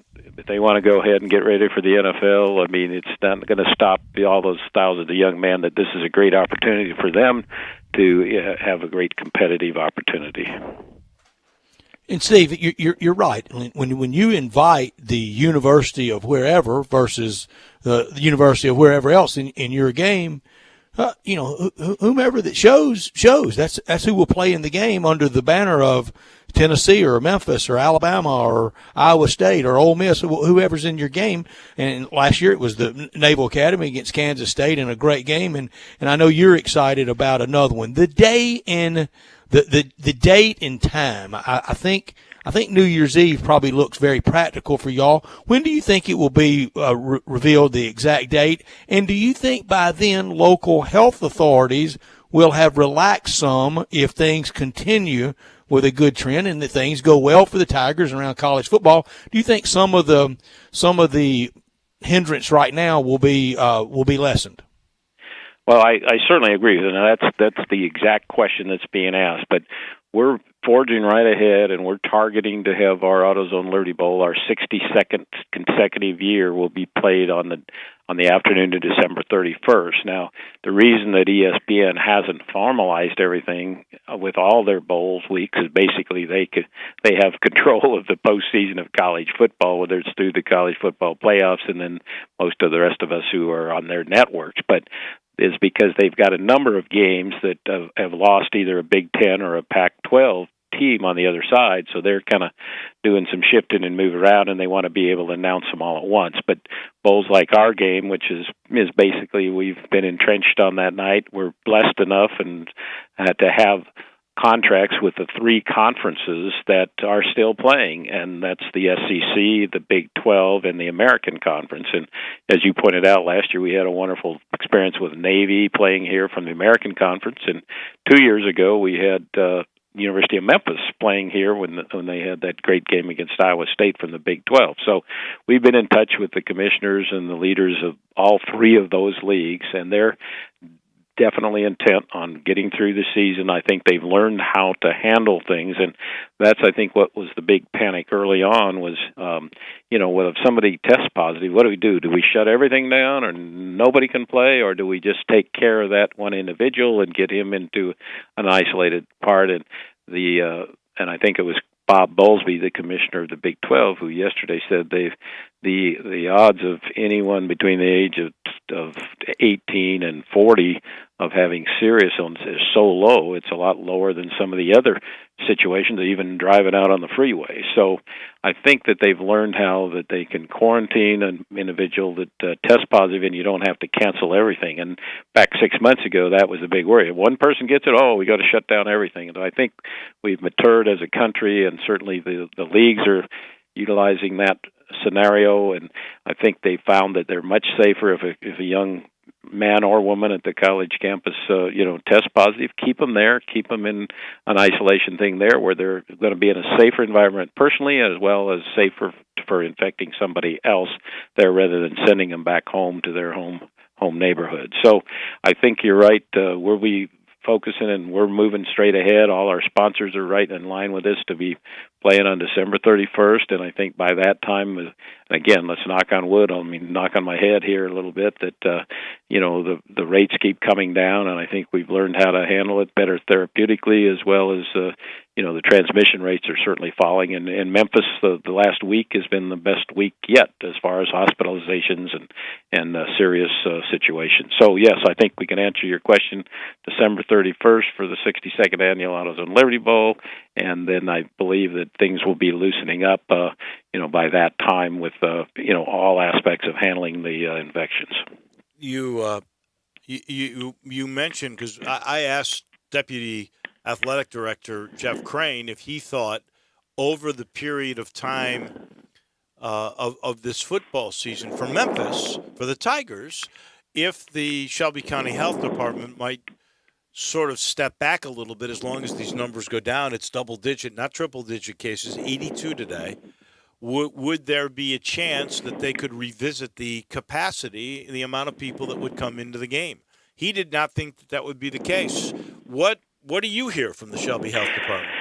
Well, as I say, I've certainly defer to the University of Memphis. They're a great partner with us, and we both are tenants of the stadium. So I'm not trying to disagree with anything, but I think the discussions that are having not only here but around the country are let's keep monitoring. Things change from day to day and week to week, and sometimes they say even hour to hour. And I think at any one time, people have talked about there was a one point when the health department said no fans at all in the stadium, and now the university's going with somewhere over 4,000 for this Saturday night's game, and they're being very careful with all their protocols, and I think if that shows success, I think we can keep moving forward.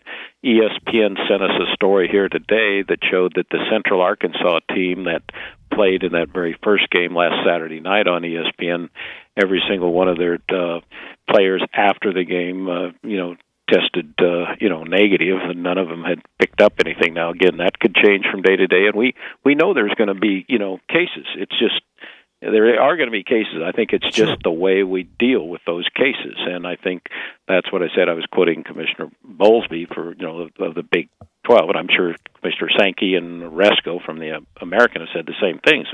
Things are changing very rapidly, and a knock on wood that we're seeing some improvements. I think the American public is taking on the masks and the social distancing, and we're seeing much more adherence to those kind of guidelines. So I'm again not going to pick a fight with anybody at this point, but we're certainly looking forward to having some opening there by the time, because remember we've still got basically 4 months yet to go here, just slightly less than 4 months. So and important I think to note, a lot Steve, can change there.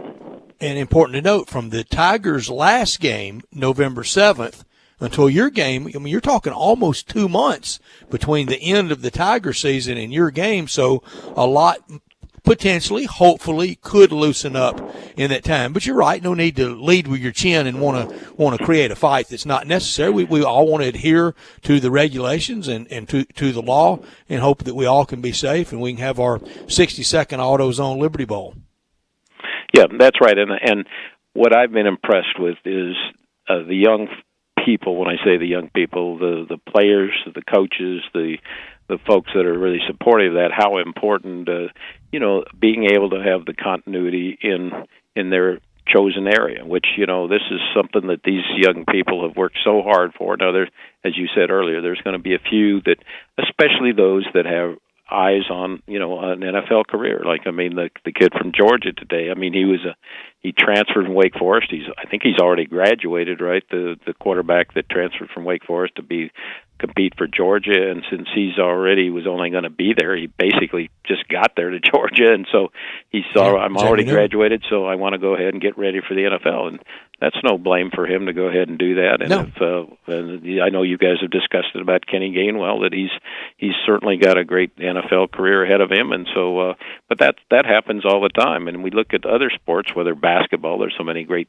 basketball fans here in Memphis with the University of Memphis, and if a young man wants to get on another point, there's 10 other guys that would just love to have that chance to play. So that's the beauty of it. I think, Roy Kramer, the former commissioner of the SEC, said people in college sport, it's the pride of being able to have the name of your university on your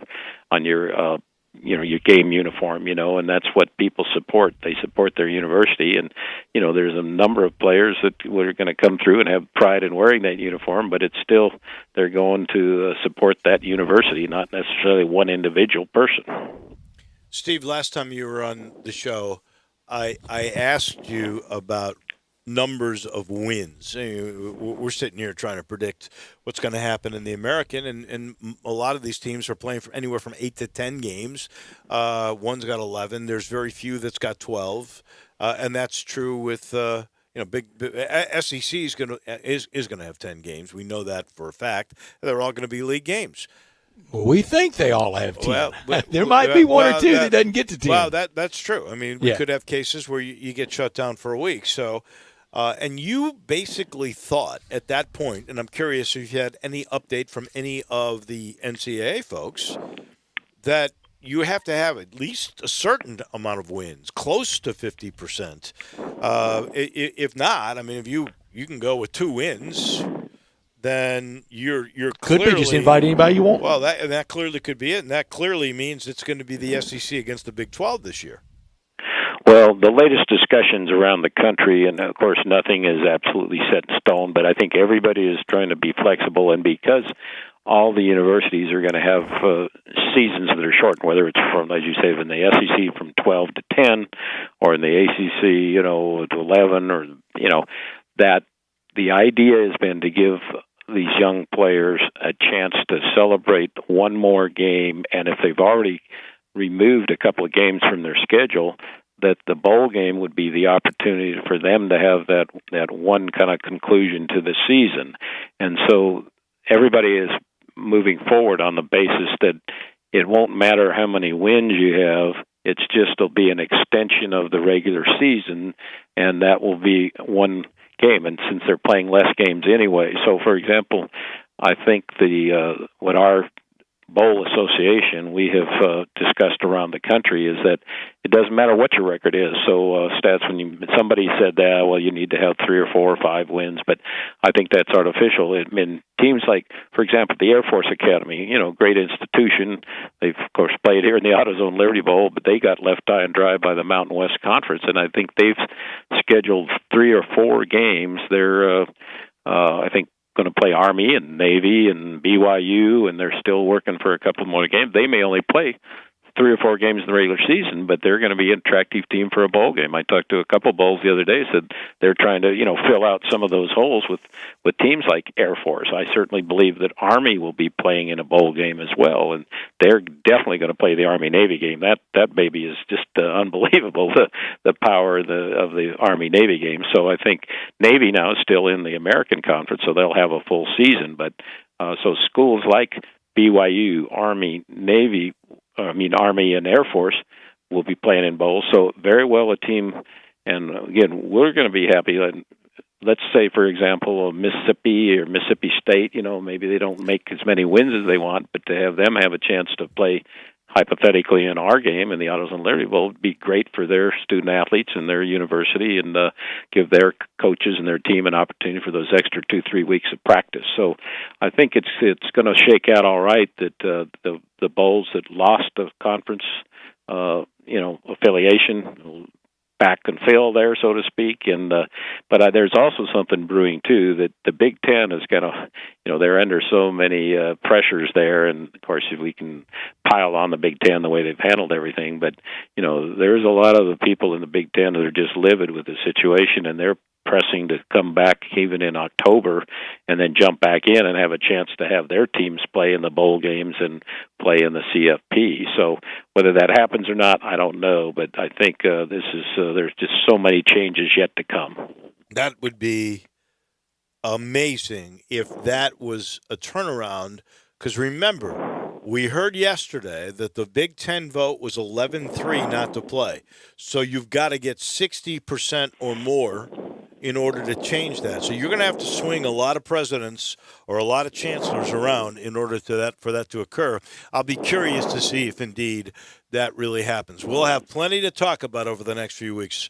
Mr. Earhart, thank you much. We appreciate it. Well, we look forward to being with you all and with all our great supporters here in Memphis, and thank you to all our ticket buyers, our AutoZone Liberty Bowl Festival Association members, and our key sponsors that are standing so strong with us there. So thank you to all. Have you sold a bunch of tickets already? Oh yeah, we're moving. We've been moving, basically the entire off season, because we were confident that they'd figure out a way. The American people, I think, have the ingenuity to figure this one out, and we weren't going to back off. And again, 62 straight years of a great institution. We're going to nurture that and protect the AutoZone Liberty Bowl. So no, we're moving full speed, and I really do want to thank AutoZone and FedEx and Bass Pro. Our key sponsors are strong and solid with us. So again, we're maybe not quite as many tickets sold as this time last year, but pretty close. And we have 150 local corporate partners, and we're finishing trying to get those all reconnected again. So again, thanks to all those folks that are standing tall. No, those are the folks that are great. As far as your ticket buying, all you need is 4,500, and you're at a sellout, Steve. Okay, I'll go to. You guys are asking the right questions, but I think, as Stat said, in 4 months from now, I think there's going to be a lot more positive situation, not only here in Memphis but around the country. I'm into that. Thank you, my friend. We'll talk to you next week.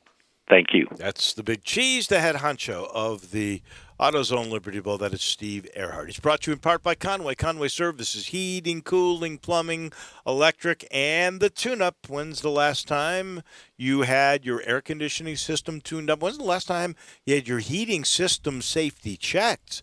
Good news, you can get them both done at the same time this month for a great price, $69. The Conway 16-point Energy Saver Super Tune-up on your air conditioning system. Well, that's like taking your whole group, your whole system to a car wash, all for $69. And now they're going to include a safety check on your heating system at no charge, making sure your heating system is ready for the winter because it's right around the corner. And if that's not enough, they'll throw in a free carbon monoxide test. You get all of that for $69. All you got to do is make the call, 384-3511, 384-3511. Conway Services, heating, cooling, plumbing, and electric. Back with a wrap of hour number 2 in a minute. This is Sports Time on Sports 56. R&R on Sports, Saturday mornings, 10 a.m., Sports 56, 87.7, and 96.1. Don't miss us. You have to be up in 5 hours, 2 hours, 6 minutes. And when you hear, you realize that you haven't slept a wink. That's why there's ZzzQuil Pure Z's, a drug-free blend of botanicals with an optimal dose of melatonin, so you can fall asleep naturally with no next-day grogginess. It's available in both liquid and gummies, tastes great, and is non-habit forming. Pick up ZzzQuil Pure Z's from the sleep experts at Vicks ZzzQuil. ZzzQuil Pure Z's, naturally superior sleep. Available at retailers near you. Hey, we understand. With everything that's happening, with all the new regulations, maybe you're not ready to come and hang out at Sweetgrass to catch a ball game. We want you to, we really do, and we're open for you to do just that. But we're also offering the next best thing, the new Sweetgrass Tailgate Party Packs. Whether it's wings, house-made dips, sliders, or other Sweetgrass tasty treats, all you have to do is call us or go to sweetgrassmemphis.com to order just what you're dreaming of when you're dreaming of watching sports and enjoying some sweet, sweet Sweetgrass. Get in the zone, AutoZone. Welcome to AutoZone. What are you working on today? Time to clean your car? We've got what you need. Our $25 premium car wash bucket deal has everything to keep your ride looking great inside and out. From McGuire's Gold Class Car Wash to interior detailer cleaner. And you can get it fast your way with our free same-day pickup, in-store, or curbside. Getting the job done just got easier. Restrictions at AutoZone.com. Get in the zone, AutoZone. Always get your go-to with the new $10 Tastemaker from Pizza Hut. A large pizza with up to 3 toppings for just $10. Choose contactless delivery or curbside pickup at pizzahut.com. Price higher in some locations. Limited time offer. Availability of contactless curbside and delivery areas. Charges and minimums vary. Delivery charge not tipped. Now, more of Sports Time on Sports 56 with Wolo and Stats. This hour of Sports Time is brought to you by Homer Skelton Hyundai. Here once again are Dave Woloshin and Brad Norsworthy.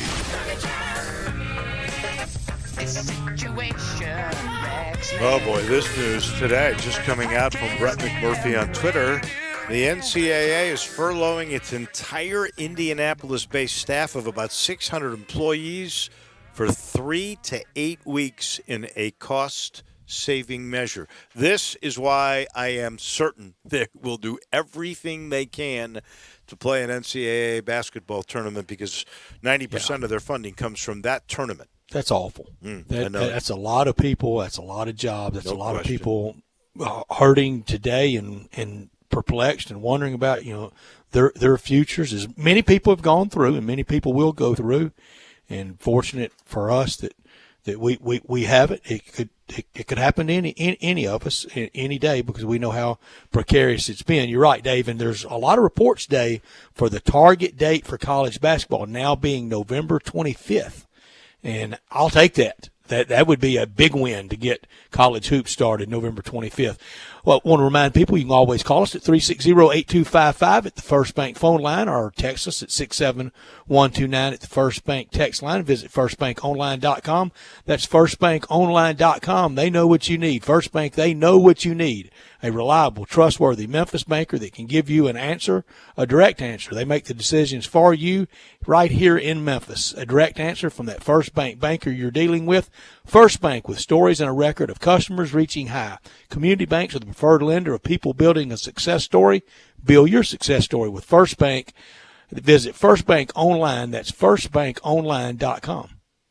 I want to ask you this. Did you I'm sure you did. You watched the end of that incredible game with Denver and Utah last night? I did, and we got to pick Navy, remember? Oh, I thought we were picking Navy at or Houston. Don't we pick got to pick Houston today? Yeah, we're picking Houston and Navy today. Houston, one of them now, and one of them at 5:30. Oh, I say, well, I didn't do Navy because I thought, I don't know why. We'll do Houston then. I've got Houston. I thought we were doing that at 5:30. So we had Houston and Navy the rest of the way today. But yes, I did watch the basketball. All right, let's do that. We'll do the Houston picks at 5:30. See, I don't think you and Drew read all of my texts. Obviously, I don't read them closely enough. I have every team done. So I read the text correctly. I just want you to know. I was prepared. Navy W's and L's. 5:30 Houston W's and L's. I was prepared for Navy. Just saying. I did not read that. That's okay. Anyway, both of those teams ran out of gas last night, and for me and you, we both needed Denver and Carl. All of us win with that. We're all 7-0. One of us will move, or one or two of us will move to 8-0. It would be me and Carl with Oklahoma City. You have Houston to go 8-0 for the first set of games. If Houston hits threes, I'll be right. If they don't, then I won't. But here's what that's the Houston way, isn't it? Here's where I was going. I was going with Mike Conley. I love Mike Conley. I really do. I think he's a great, wonderful human person. I think he's a really good. I know the but coming, and I agree with it. I think he's a really good player. But he's full of it never close, ends well for him. He never makes that shot. He's full of close but no cigars. And it was incredible because basically the game is over and Denver misses a layup to win the game after. And I hate should have to just say dribbled this. it out. They should have. And I hate to say this, but the kid who's been playing lights out, Donovan Mitchell, who's become a star in this bubble, he and Murray. Well, he gets his pocket picked. He did not play. He had a bad Game 7 last year when Utah went out, and he had a bad Game 7, I think, in this one. But he's bailed out by a missed layup. And here comes Mike Conley. He streaks down the left side. He's running out of time. He's got to force the shot from 3 as the buzzer is going. He gets it away in time. And I got to tell you, if you see the shot from the angle on the replay, there's Donovan Mitchell raising his arms as the three's going to go in, and then he lowers them when the thing rims out. And I just because it always rims out for Mike. I just thought to myself, Mike that shot Conley, never goes down for him. It's close, but no cigar with him. We could just say he's unlucky, but that just seems to be the way it is for him, isn't it? It's been that way. It has played out that way. Great player, great Grizzly, beloved, one of the core 4, all that good stuff. And I mean it sincerely. Love him. Love what he stands for on and off the court. Great person. But on the court, great career, but never a champion, anything resembling a championship career, because whether it's his team or him, it doesn't end well. It really doesn't seem to, and I it feel didn't bad in college. About that. I feel bad about that. He lost in the national finals in college. Yeah, but before the national finals game, he and his buddy Greg Oden absolutely killed the University of Memphis on their way to that title game. He's been a part of a lot of wins, but not anything resembling that big win. It's been a lot of littles. You know this log so well, little inside radio here, our advertising load so well that even I am marvel at your memory, because I had thought that this was another time, just like I thought the Navy picks were going to be. But you're right. Sorry, I got to let everybody know, one of the sponsors of this show, and we're so happy to have them, and they bring you in part. Memphis Tourism. Exactly. They bring you in part Steve Earhart. That would be Memphis Tourism and I'm here to help, the Dave. Memphis Sports Council.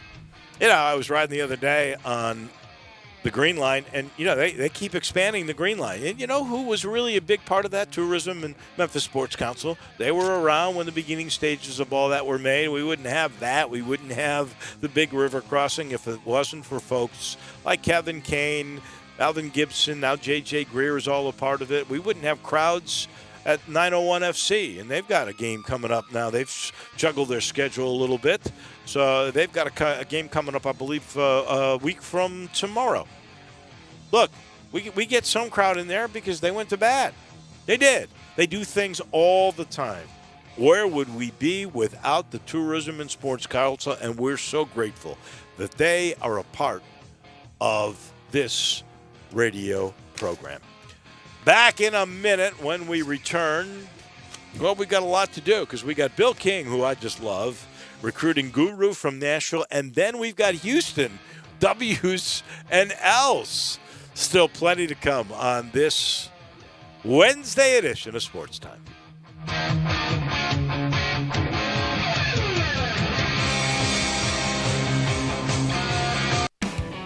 Frontier Western Store is open and ready to serve you for all your needs in boots, apparel, pet food, and more. Frontier is proud to be a local leader here in the Mid-South when it comes to boots. Stop by the store today for an incredible selection of name brand work and dress boots. Come browse aisles and aisles of top quality boots at everyday low prices in our world famous boot showroom. Dan Post, Rocky, Durango, Twisted X, Georgia, Ariat, and many more. There are so many styles, colors, and fits available, you might need a hand picking out your favorites. Luckily, Frontier's knowledgeable sales staff will cheerfully assist you with any questions you have and ensure the proper fit of your new boots. Frontier also has an amazing selection of jeans and shirts by Wrangler, Ariat, and Carhartt, as well as a fully stocked women's boutique department with thousands of tops and dresses at unbelievable prices. New arrivals often. Frontier Western Store, 5880 Goodman Road in Olive Branch, and on the web at frontierwesternstore.com. Family owned and operated since 1967. Always get your go-to with the new $10 Tastemaker from Pizza Hut. A large pizza with up to 3 toppings for just $10. Choose contactless delivery or curbside pickup at pizzahut.com. Price higher in some locations. Limited time offer. Availability of contactless curbside and delivery areas. Charges and minimums vary. Delivery charge not tip. I Buy Houses, 901-406-1101. That's 901-406-1101. I Buy Houses. I Buy Houses will buy a house in any area, in any condition, and yes, it's guaranteed to close in 5 days. If you need to sell your home quickly, call 901-406-1101. If you've been through a divorce, if you lost your job, if you're tired of renters, I Buy Houses can get you your money quickly. I Buy Houses will buy your home in Shelby County, DeSoto County, Memphis, Bartlett, South Haven, Horn Lake, Olive Branch, anywhere and everywhere in between in any condition. And yes, they're open 24 hours a day, 7 days a week. I Buy Houses, 901-406-1101. That's 901-406-1101. Grab that pen, 901-406-1101. I Buy Houses. We are Sports 56 WHBQ Memphis, WIVG-FM Tunica Memphis, and WPG-FLP Memphis, Flynn Broadcasting Stations. Welcome back to Sportstime on Sports 56 with Wolo and Stats. This hour of Sportstime is brought to you by DeSoto Auto Sales. Here once again are Dave Woloshin and Brett Norsworthy. We will have the great Bill King with us from WNSR in Nashville talking college football after I tell you about the title sponsor of this hour, and that's the great people at DeSoto Auto Sales at 5704 Goodman Road down in DeSoto County. Very proud to serve DeSoto County and the surrounding area. Visit their website, DeSotoAutoSales.com, and check out all the happy customers and referrals, pleased customers, and look at all the beautiful cars at DeSotoAutoSales.com. 662-890-7184. Come on down to DeSoto County for that town and country experience where all the cars are test driven, checked out bumper to bumper on limited inventory, and you'll be treated like family by kind, courteous employees, laid back atmosphere, no high pressure sales. They know we're living in a world today that time matters, and that's why they want you to enjoy the ultimate car experience. Walk in, within 45 minutes, test drive your car, credit approved, paperwork completed, and you're out of there in 45 minutes in time to do it over your lunch hour or immediately after work at DeSoto Auto Sales at 5704 Goodman Road. It's that simple. Visit them online at DeSotoAutoSales.com and come on down to DeSoto County for that town and country experience at DeSoto Auto Sales. For years, a calming voice, knowledgeable throughout the state. Our friend Bill King from WNSR in Nashville. And let's just start with Vanderbilt. And the last I saw, they had not made a decision on whether or not they were going to have fans in the stands. The Liberty Bowl is only going to have 7 or 8%, 4,500. I guess that's because of the health department here. The Titans on their own took it upon themselves to say no fans. I saw no decision from Vandy. Bill King, in your town, will there be no pro fans but college fans? What's the story there? How are you? Well, I'm doing well. You're making a very poor assumption that Vandy ever has fans at a game. You got to remember that, right? Yeah, that's a mistake right there. Oh, I see. But I apologize. They're naturally socially distanced. That was the very first joke I heard, like in February, March, about stands. I haven't heard. I frankly, you're the first. I live in this town. I hadn't had one person ask me this.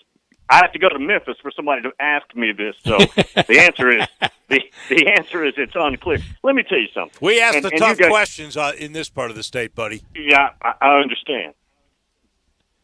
During all of this, and I go back, 40, 50 years with Vanderbilt. This is the worst it's ever been. And you guys are totally aware of the history like I am. Yeah. Most of Vanderbilt's football history, unless you go back to McGugin 100 years ago, is atrocious football. They have less interest from the administration, whether it comes to facilities or support or We give a rip than ever before. That's how bad it is. James Franklin and maybe George McIntyre for a year. That's about it. That's the only success I know of in my time since Steve Sloan. Since really 81, I guess. That's it that I can remember where you go, okay, Vandy played okay. Let me give you a quick Steve Sloan. Steve Sloan coached him 73, 74 right in there, and he left for Texas Tech. And the final straw, literally, guys, this is 73, 74. They get to a bowl game, which is incredibly rare. And he wants to book a hotel room for an extra night, and it gets rejected by Vanderbilt. That was one of the big things that happened. It's a big joke, but it's true. Yeah. And he left for the money. Go ahead. And Bill, I thought that Coach Mason had a really good line when they were looking for a new AD, and he was asked, "What would you tell the new AD?" And without blinking, he said, "Don't ever forget you're in the SEC." I think they do forget that at times. Oh yeah, they have, and on a lot of campuses, you have academia versus athletics. That's almost universal. But at Vanderbilt, it's very extreme. It's a war, basically. And they have a thing they call Kirkland Hall, the term, and that is where the administration, the suits, the people on their high, mighty horses are. And anytime you hear, well, that came out of Kirkland Hall, it means forget it. And anything from sports that comes out of Kirkland Hall is usually a no. But, and guys, as you mentioned, James Franklin had 2 9-win years. It set up well because the East was down, but still he did it, and he did a good job. And he had probably more energy than I can remember. Steve Sloan did it. McIntyre had that 82 team that went 8-4, and they got to a bowl game. Bobby Johnson had a team or two, if you'll recall. Yeah, I forgot about him. But it's been bleak. By the way, we're killing this audience with this conversation. You know that, right? All right. Well, let me ask you another tough one. I know Memphis is going to start on September the 5th. They're going to play on Saturday against Arkansas State. I feel really good that is going to occur. I couldn't tell you if they'll play another game after that. I'm just not – I just don't know, to be very blunt about it. What is your sense that the SEC will really start, and what do you think the odds are of finishing? I think they're pretty good. I think we'll have some bumps along the way. I think that's pretty obvious. But I think here's what is being proven, I think. We can play sports during this. And there's no reason not to. Now, again, I understand there's some hurdles to clear. Everything's not going to be perfect. Guys, we're on our week. Now, not Metro Nashville, but out in the suburbs where I'm at, we're on week 3 of high school football. It could not go better. I mean, it's been the first 2 weeks were glorious. And we've got another one coming up Friday night. There have been a few cancellations in the mid-state. But you can play during this. And I think the SEC is sincere. I'm not suggesting that something might change or couldn't change that might derail all of this. You have to be open-minded there, but I don't think that's happening. They just released the schedule. They just released the TV angle on the schedules, too. I know the Big Ten did that and canceled, but the SEC is not – look, guys. The Big Ten never planned on playing. The schedule release and everything else was a big facade. I don't know why they did it. They weren't planning on playing. They knew they weren't going to play when they released that schedule. That's not what the SEC is right now. The other thing is, like I told you guys last time, there's a little bit of bad blood between those two. The Big Ten does not determine policy. And the Big Ten thought, I'll give you the cliff notes again, we can cancel. We know we've got the Pac-12. Don't even have to acknowledge them. They'll cancel immediately, which they did. The next thing we need to do is we've got to get the ACC. We know the SEC is going to be last, but we got to get the ACC. What hurt them there is they thought they could get Notre Dame to buck. They're up there in Chicago. South Bend's basically 50, 60, 70 miles from Chicago. And Notre Dame forms a union prior with the ACC, and they're going to be a football member this year, which they've never been. That killed the Big Ten's momentum to get a domino effect on. It sure did. And Bill, the leadership by the Big Ten now being questioned far and wide, I don't know how he makes it to the second year of his commissionership if this football season is played out in a champions crowd with the college football playoff and the Big Ten is sat idle all year. I agree with your premise, and I'm not necessarily saying you're wrong, but you got to remember this. The Big Ten presidents, according to a court of law, right, documents, voted 11-3 to not play. Right. That's right. It was Nebraska, Iowa, and Ohio State. Penn State voted no-go, which kind of surprised me a little bit the way Sandy Barber was talking. Anyways, Kevin Warren has looked terrible here, but the presidents they're the ones making the rules. And I think one thing that the public might be doing is overrating these presidents when it comes to how really desperate they may be to get back on the field. I don't think they are. I don't think it's a priority. These guys don't get up every day and wonder how your football team's recruiting and check the recruiting rankings. They worry about having 30, 40,000 students back on campus that they can charge $30,000, $40,000 a head. And then maybe go virtual, but get them in there with full cost. That's a couple of $1 billion at some places. That ain't 20, 30, 40 million from your conference relationship. I don't think these guys care. I really don't. I think you're on the money, and we were just talking a little earlier with Steve Earhart from the AutoZone Liberty Bowl, and I was saying, because he mentioned the Big Ten and maybe trying to play by October, and I said, by their own governance, their bylaws say that for a major decision like this, you have to have 60% plus of your schools on board. Well, you got to get a lot of swing votes from 11-3. What's going to make a chancellor or a president? And you just hit it on the head. 30 or 40 million from your TV partners is a lot of money. It is. It sustains basically your athletic department, makes them look good. It is a window, but it is not as important as that payment that you have to make of $30,000 or $40,000 for your kid to go to school. So right. they're worried about admissions and trying to figure out and salvage that. And they sort of committed to this thing to not play. And I don't think there's enough time, especially by October when they're saying, to get enough swing votes to make that occur. Guys, about 2 months ago, maybe 2.5, I was watching, I think it was Bloomberg, one random afternoon, and they had the Purdue president/chancellor on. And it was a 15-minute interview, but one sentence made me take note. And he was just sitting there, matter of fact, he said, we're going to be fine. No matter what. Now, the sports department, the athletics, that's a different topic. We're going to be fine now. That speaks for all these guys. Yeah, that was Mitch Daniels, the former governor of Indiana, former Reagan, Bush Quayle White House White House administration.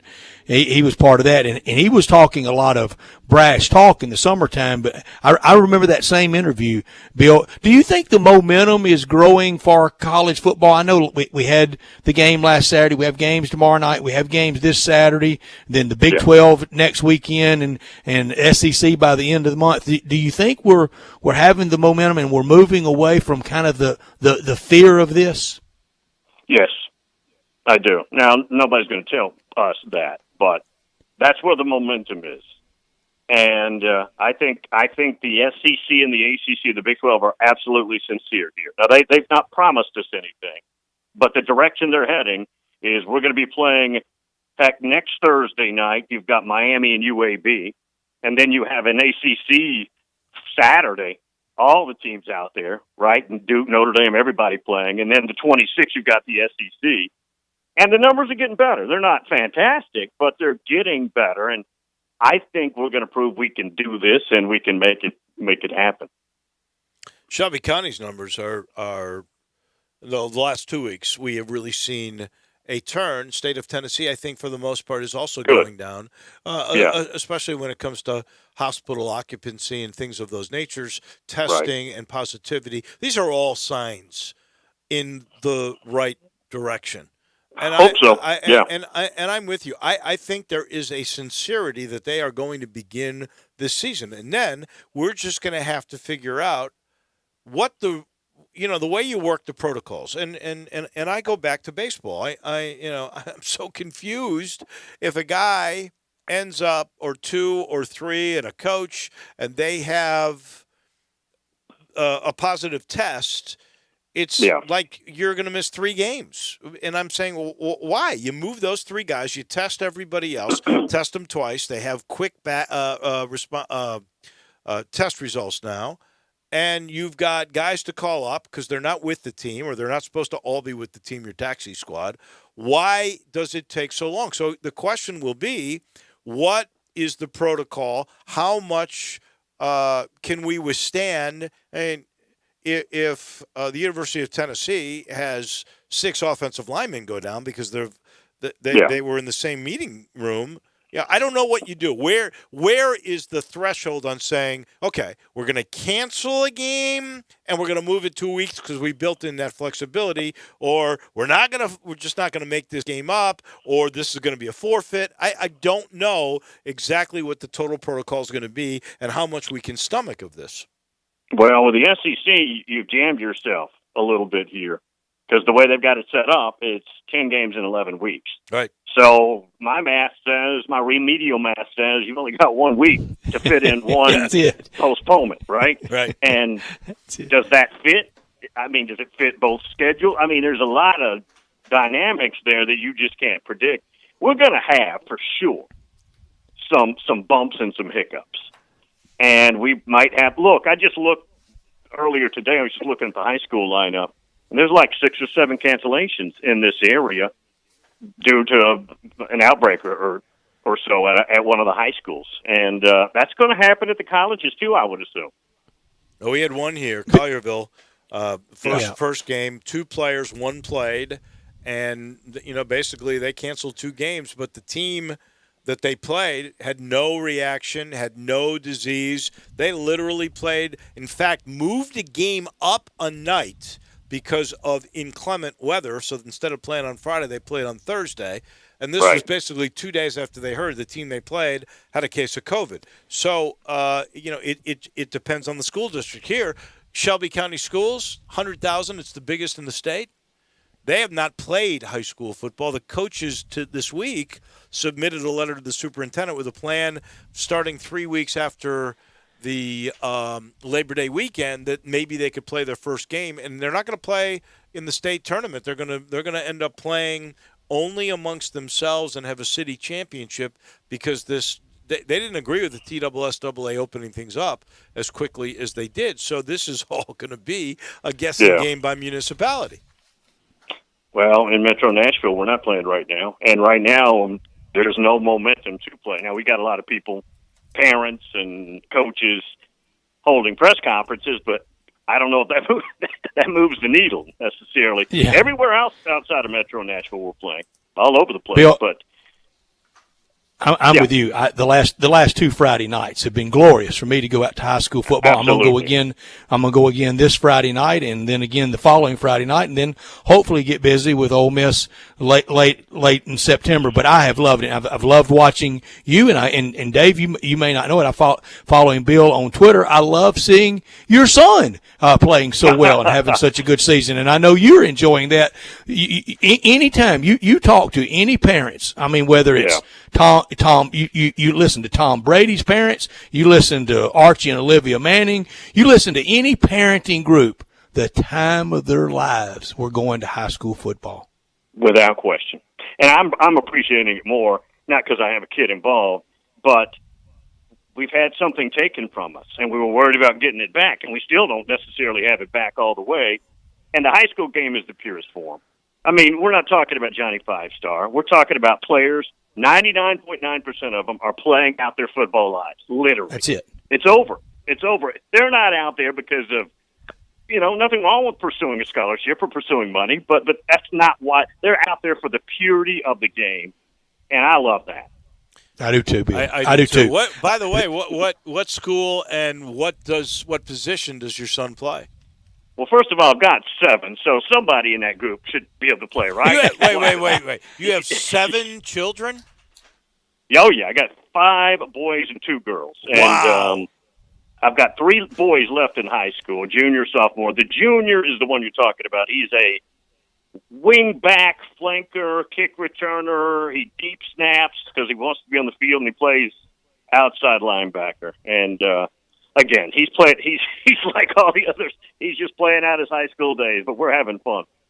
Bill, it's beautiful to watch, and stay with that deep snapping because you can get an NFL deal being a deep snapper. They don't change them very often, but they're looking for them all the time. All right, to the colleges and to the Big Orange, to Tennessee. What's a good year for Tennessee win-loss wise?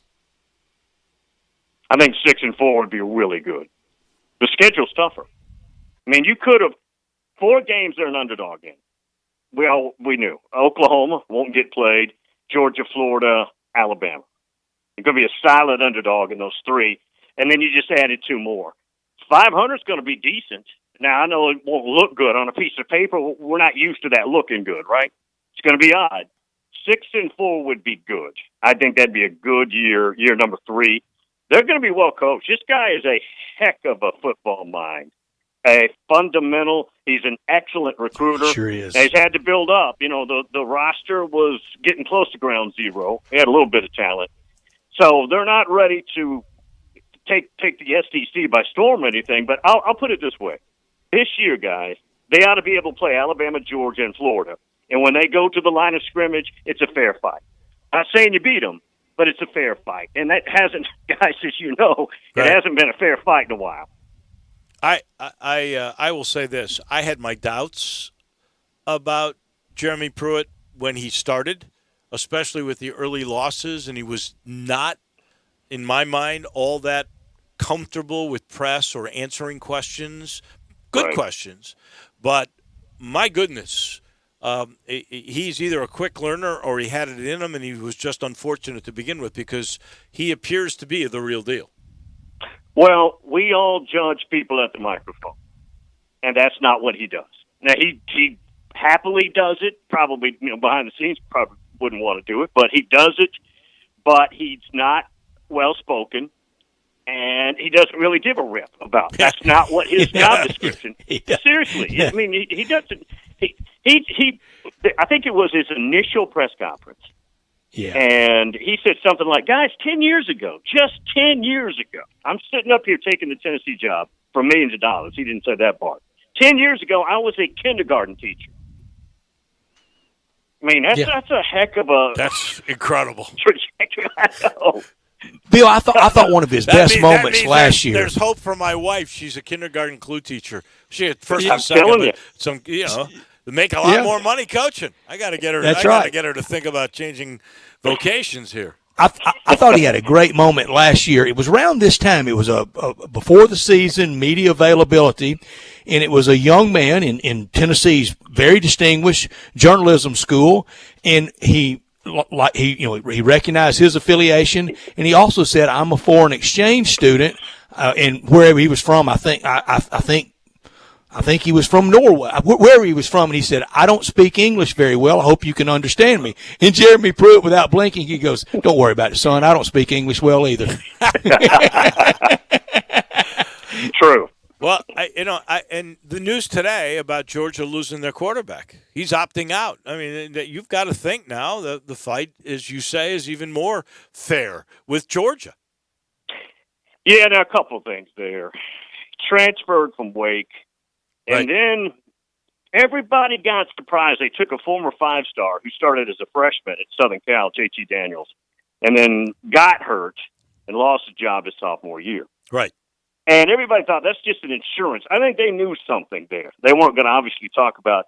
They also have this other kid that was committed 2 years ago to Ohio State. Then they flipped him right at signing day to Juan Matt, who's out of Michigan, but he was a Buckeye committed. They flipped him to Georgia. He actually had brain surgery last 10 months or something. He's doing fine. Really? And apparently, guys, he is looking fantastic. So I think 2 things. This kid, Jamie Newman, probably may be worried about complications from the virus. I mean, I don't know, but I think more of it is he's getting beat out. That's what it was. And the kid had brain surgery how long ago? And I think within the last year. It was I don't remember the exact malady. It was not cancer, but they had you. Anytime they saw your brain open, there's something to it, right? So right. That's a great story in its own right, just to come back from that. But to become the starting quarterback at Georgia, Darn right. overcome that. Well, and Daniels is coming off a knee, and although the NCAA has cleared him, the doctors have not. So we're not there yet with him. With this news, we may get the news tomorrow, but as of right now, he's not cleared by the doctors. JT Daniels. There you go. Yeah, I remember him. People were surprised he left USC. Well, he got beat out by a kid from Arizona who had a phenomenal freshman year, Keaton Clovis, and the way that kid played, he looked better than the former 5-star. I don't know that he would have gotten that job back. But, man, think about this. You're transferring from one coast to the other. I mean, that's a heck of a move. It is. It is. Bill King, it's always a heck of a good time chatting with you. We need to do it more often. Thank you, guys. Thank you. We appreciate it. Bill King. Thank you. From the great radio station in Nashville, WNSR. And, of course, when I first got to the Memphis market in 1981, he and Bob Bell and Charlie McAlexander were doing a show. I don't think it was that station. It was like WLAC, I want to say. I can't remember. They were really fun to listen to. And the first of the recruiting gurus who ended up having a 900 number was Bill King. I mean, he was always on top of it. His show is great now. I dip in and listen quite often, and he is really, I mean, he was very humble about it, but he's really enjoying watching the son play high school football, and he should, Dave. Dave, the last 2 Friday nights, I promise you, I've been lucky enough in my life to go to everything you want to go to in college football. Been to 5 Super Bowls.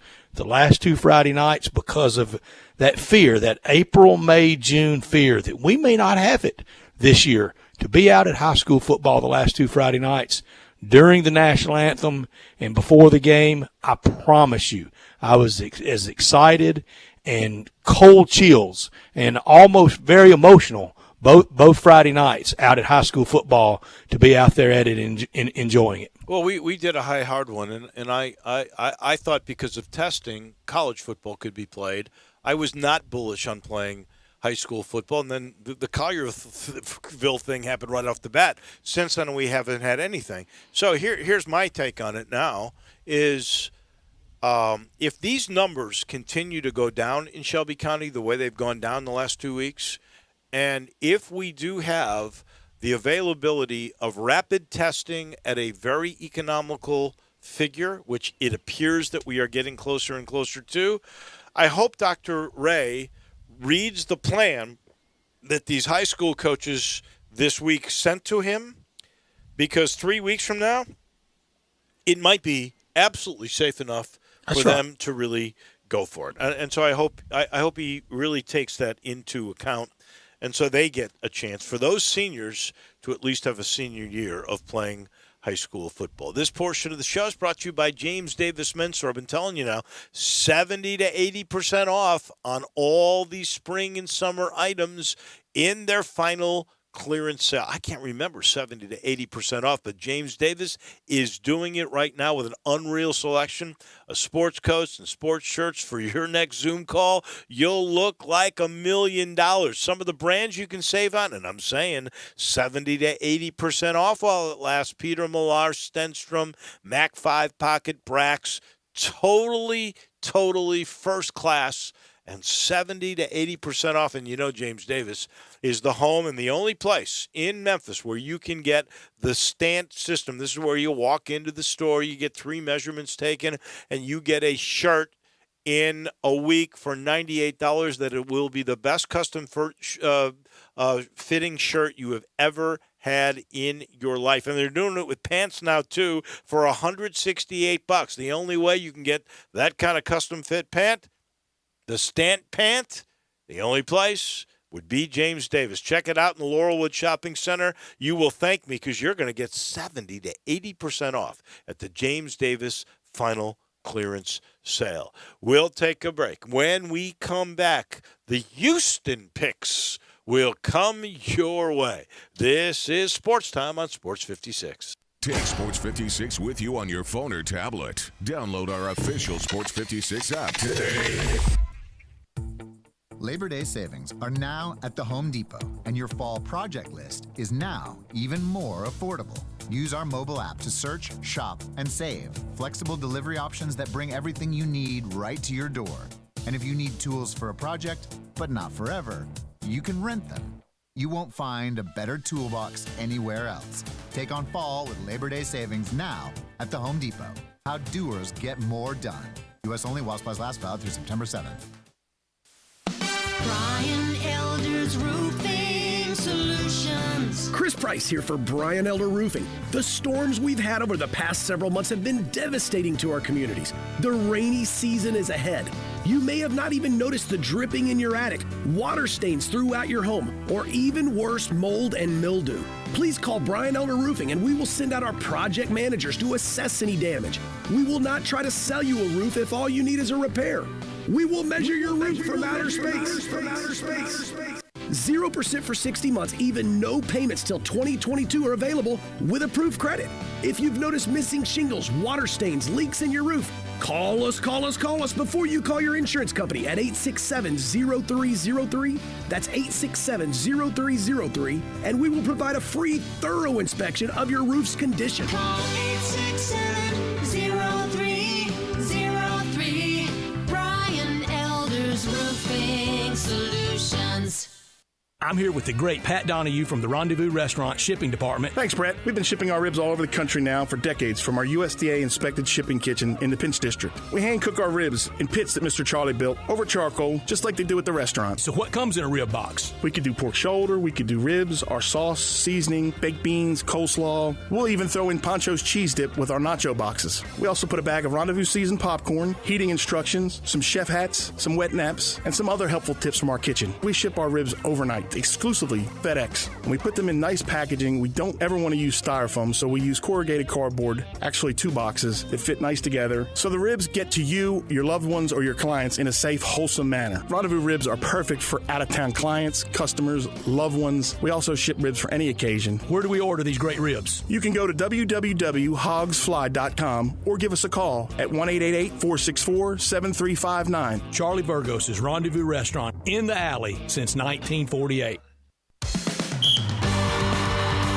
Hi, this is Rob Brown. Join Pete Cordelli and me for Sidelines Saturday mornings, 8 to 10 a.m. on Sports 56, 87.7, and 96.1 FM. We'll cover the Memphis Tigers, the SEC, recruiting. Hey, if they keep score, we're covering it. Check us out on the website at sports56whbq.com and sidelines.live. Sidelines is brought to you by Duncan Williams Asset Management. Saturday mornings, 8 to 10 a.m. Get up and give us a call. Welcome back to Sports Time on Sports 56 with Wolo and Stats. This hour of Sports Time is brought to you by DeSoto Auto Sales. Here once again are Dave Woloshin and Brett Norsworthy. Cruising through our final hour on this Wednesday. Here is a tweet from Dr. M. David Rudd, the University of Memphis president, and this is cool. I mean, these are good times for the U of M, considering the way Penny is recruiting and building a team over there, and this run we've had since Justin Fuente. It really turned the culture around in football, and then Mike, and now Ryan. I mean, it's really great. And the president tweets out, great to see U of M enter the Wall Street Journal Times Higher Education World Rankings for the first time, joining Vanderbilt and UT Knoxville as the only Tennessee universities among the 181 U.S. colleges, universities ranked globally. So even if you're 181 in the world, that's pretty impressive, don't you think? Very much so, and you know they're rightfully very proud, and I promise you it goes hand in glove. You have athletics, you have academics. You have academics, you have athletics. Yep, no doubt. And This has just been fun to watch the way this whole thing has And Dave, has gone over the last 10 years. this enthusiasm leading into Saturday, even in a global pandemic, you're going to call a football game Saturday night in the middle of a wait. It's only Wednesday, please. Well, we think you're going to be there. So wait. I'm now I'm going to say 97% certain. Where are you, Drew? I am 95. See, he's always below me. He was 91 the other day. For the Tigers to play Saturday? Yeah. Yes, I'm 95. It's 100%. They're playing football Saturday. 100%. Huh? I'll wake up at 99%. I'll be at 100 when I see a ball in the air. That's fair. I mean, who knows? Arkansas State could wake up and Friday morning, half the team has something and they can't make the trip. I don't know. But I feel like I say, I'm 97%, but I don't think I can go 100% yet. Don't mean to bum you out there, though, Mr. Norsworthy. It's only 3%. We're only 3%. We're only 3%. That's right. We're not going to 3%. Still an A. 95 still an A. So yeah. All right. Let's get to these Houston picks. Houston Cougars. Yeah. Dana Holgerson, year 2. Are we talking about him as head coach of the Houston Cougars a year from today? Yeah. Well, yes. I think we will. I don't know. It's only his second year. He's had a lot go with it, though. But here's the thing. And he's a razzmatazz guy. Well, he's certainly better than Major Applewhite, right? And I don't know. Major Applewhite might not have really left the whole place stocked. Certainly not like his predecessor did. And in this pandemic year, I think if you're anywhere near 500 like I've got him, then I don't think you're going to get let go. I really don't. Because of optics or because of budget? Both. Or both? Both. Yeah. And you may be right. But who made the point the other day? I can't remember, but their big benefactor for Tita is restaurant business, casino business. That business is down. They may not have that extra cash to go, we're going to pay you off, and we're going to hire somebody for big bucks. And Holgerson got big money to come to Houston. But Houston, you go through their roster of head coaches, they've only had about 1 or 2 that really were stinkers. Well, they don't mess around. I would say Applewhite was a stinker. What did they keep him? 3 years? Levine wasn't very good. But everybody else, it's a proud football school, and they're like Memphis and UCF. When the merry-go-round stops this next time, when the musical chairs stop this next time, they want to get off in a bigger league. No doubt, everybody does. But to that point, okay. I want to be in the league that pays $40 million in television money. Okay, I get that. I would love to be in a league where Texas and Oklahoma State would come here. That would be incredible. It would, and I'm not going to lie to you and say I wouldn't want that. I would.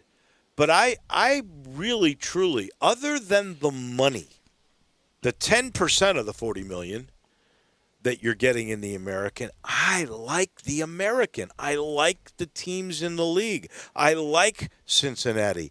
I like going and playing in Dallas at SMU. I like going to Houston where they've really upgraded their facilities and their budgets to try. Well, you can miss them too. I mean, you can miss them when you move on from them. I guess you could, but I appreciate the league for what it is. I think it is a really good league. I think it's a really good football league. I think I do too. Between Cincinnati, UCF, Memphis, SMU, you've got 4 teams. Tulane a little bit, yeah. And don't forget Navy. I love the fact that we play with Navy. I do too. Going to the Naval Academy, which but I'll be doing later this year. But if there's a step up in league, you're going to move away from some of those teams. You're going to move out of that neighborhood. You are, but I'm just saying to you, I appreciate this league a bunch, and I appreciate the places that we got. I love going to Philly to play Temple. They're I hate to say this, but I'd probably rather go to Philly than go to Lubbock, Texas. But I like that $40 million. And I like playing Texas and Oklahoma. I get that. I guess my main point is I appreciate the American for what it is because I think it's a darn good football league. It's the best league the Tigers have ever been in. It's just not bringing in the TV revenue that you need. That's the only downside of the darn thing. Yeah. All right, Houston, we know where they open, and we know when they open, we think, Friday, September 18th. Explain this to me because I'm really not sure. They were supposed to open up against Rice, and that game got postponed. That's to be determined. They're still going to play. They just hadn't figured out a date. Oh, is that We'll it? pick that game whenever they play. I see. Okay, because I knew the game was postponed, and I knew that Conference USA is playing. And they play for something. Do they play for – or does SMU and TCU play for the skillet? SMU and TCU play for this iron skillet. All right, what does Rice and Houston play for? Hit the Google machine, Drew. But we know they now open September 18th at the Liberty Bowl against Memphis. What could they possibly play for? I don't know. Be careful. I don't know. The big sombrero? I don't know. I don't know what they play for, but they're not going to lose opening night. Tigers beat them, and then they win against North Texas. They win against Tulane. Yep. They lose at BYU on Friday night, October 16th. They lose at Navy on October 24th. They lose to Central Florida. They lose to Cincinnati. They defeat USF, lose at SMU, defeat Tulsa. 4-6. He better hope pandemic and budgets keeps him. Well, that unfortunately, this is the third time in 4 teams that you and I have the exact same Unreal. record. We never agree. And same method. Especially on the American. We never agree. I got them losing here, winning 2 in a row, including winning against Tulane at home, losing at home to BYU, and we'll really get the measure of them then. They're not going to go to Navy and win. They're going to lose to UCF because most people think that's the best team. The other people think Cincinnati's the best team, and that's on the road. It'll be cold there. They're not used to that. Then they're going to beat USF. The game at SMU will be interesting because SMU is either really good or their offense is decent, but their defense is not. We'll see. And I think they're going to lose just like you do, and then they'll beat Tulsa. So 4-6. Man, same route, same record. Amazing to me. Drew? Before I give my record, according to the old Google machine, Houston and Rice play for the Bayou Bucket. The Bayou Which is a full-size trophy with a golden bucket on top. Huh. Apparently. All right. Man. Throw the record books out. The Bayou Bucket. We'll have to remember that. I don't know that I can. What happens to the bucket in a year where they don't play? I'm not sure. Stays with the team that won it last. That's easy. You know, the best. Squatters' rights. I still think UAB and Memphis had the best. The battle for the bones, the rib bones. Where are they, though? Memphis has them. Tigers have the bones. Have you seen them? Have you seen the bones? I have not seen them, but I was told where they are. And I've heard a rumor of who has them, but I'm not 100% sure. What, they just floating out there with some rando? You can't. No, you can't just throw that out there. I've heard it's with the booster. A booster has one of them. A booster. There's only one trophy. It's a heavy trophy too. I remember Danny Wimprine picked up that thing and almost dropped it and said, "Man, this." I mean, if Danny Wimprine can't pick it up, Lord knows who can. So it's not just floating around at a frat house, is it, Drew? No, because if it was, I for sure would have stolen it in college. That's why you didn't. That's why they didn't do it. So a booster's. I thought it was like in the Hall of Fame. I really did. I've been in the Hall of Fame multiple times and have not seen it.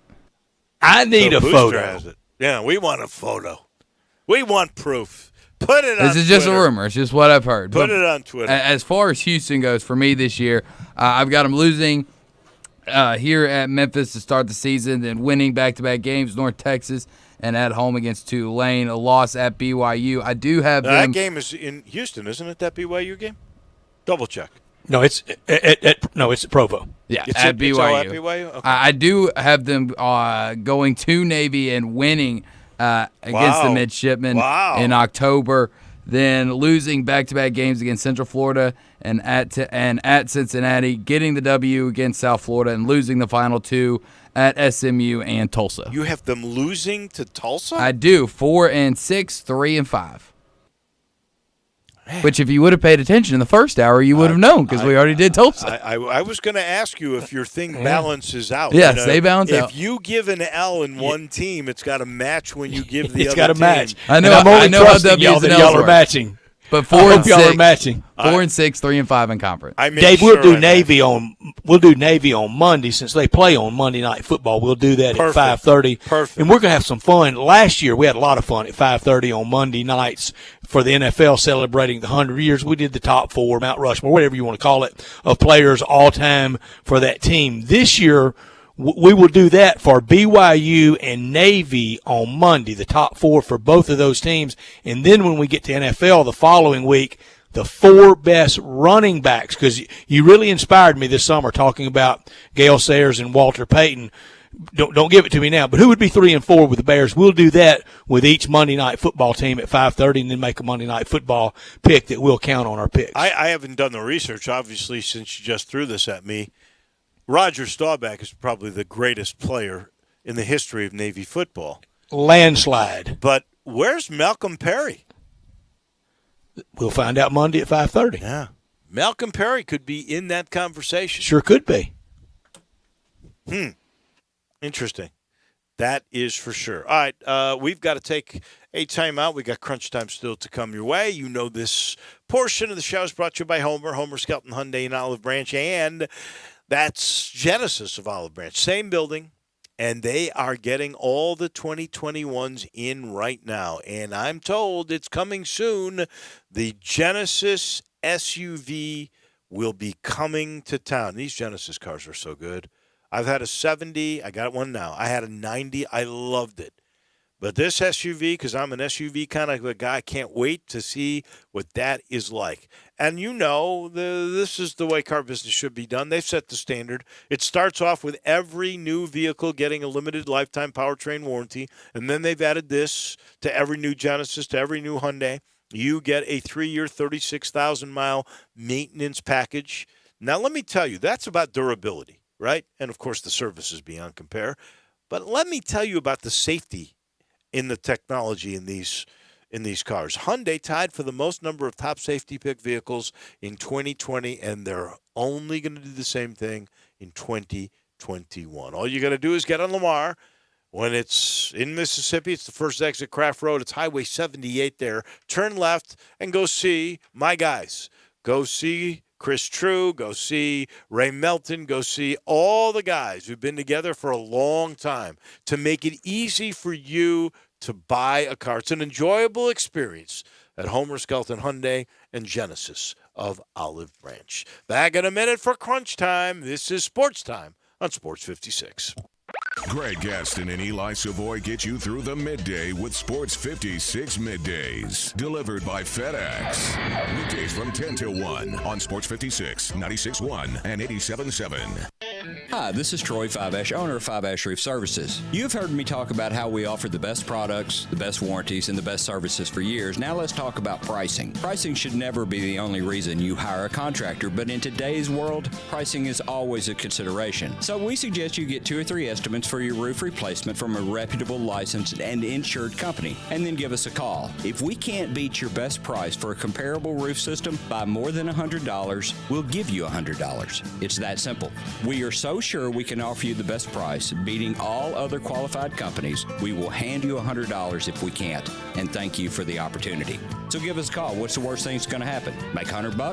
Fiveash Roof Services, a proud supporter of Tiger Athletics and the official roofer of the Tigers home team. Fiveash Roof Services, fair, honest, and ethical. 367-0050 or memphisroofer.com. Fiveash Roofing, it's what we do. We're here for you. Progressive presents The Sounds of the Old World. The year is 2019, and someone is waiting for a table at a restaurant. Thompson, party of 4. Thompson, party of 4. Thompson, party... Oh, there you are. This has been The Sounds of the Old World. Brought to you by Progressive, where drivers can still switch and save like it's 2019. Quote today at Progressive.com. Progressive Casualty Insurance Company and Affiliates. You'll see the dedication in every single step. You'll see it in the smiles. When smiles are hard to get, you'll see it in the little things that add up to success. The caring and passion are the things that we love best.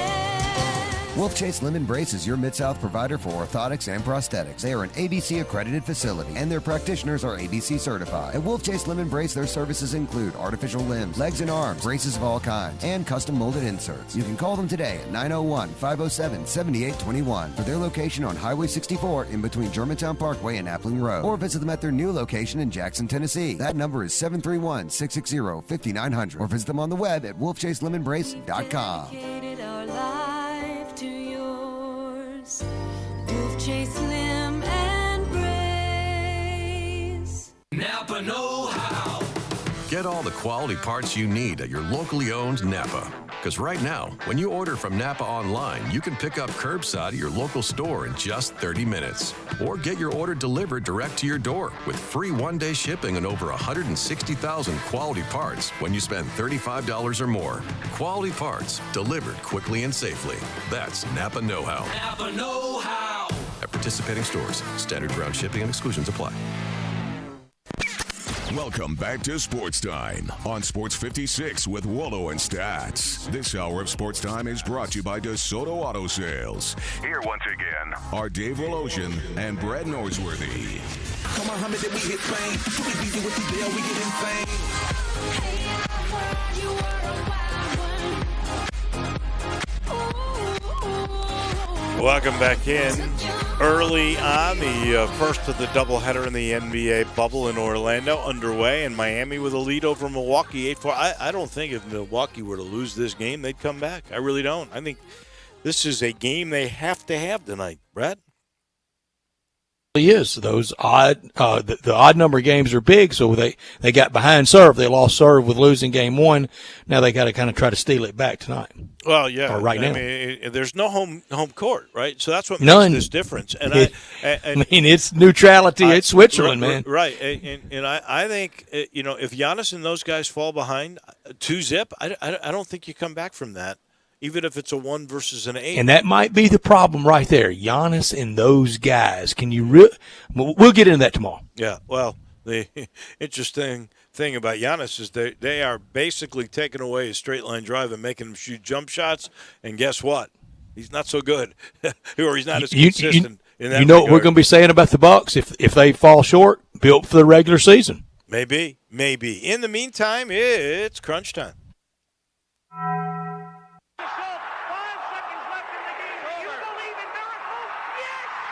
Go crazy, folks! Go crazy! This is for all the biggest crunch time. You are looking live. In your life have you seen anything like that? Take questions again for the student athletes at this time, please. What's happening, big dog? How you doing? Is this thing working? It's obviously crunch time. Hammer, nail, coffin. This baby is over. Woo! Woo!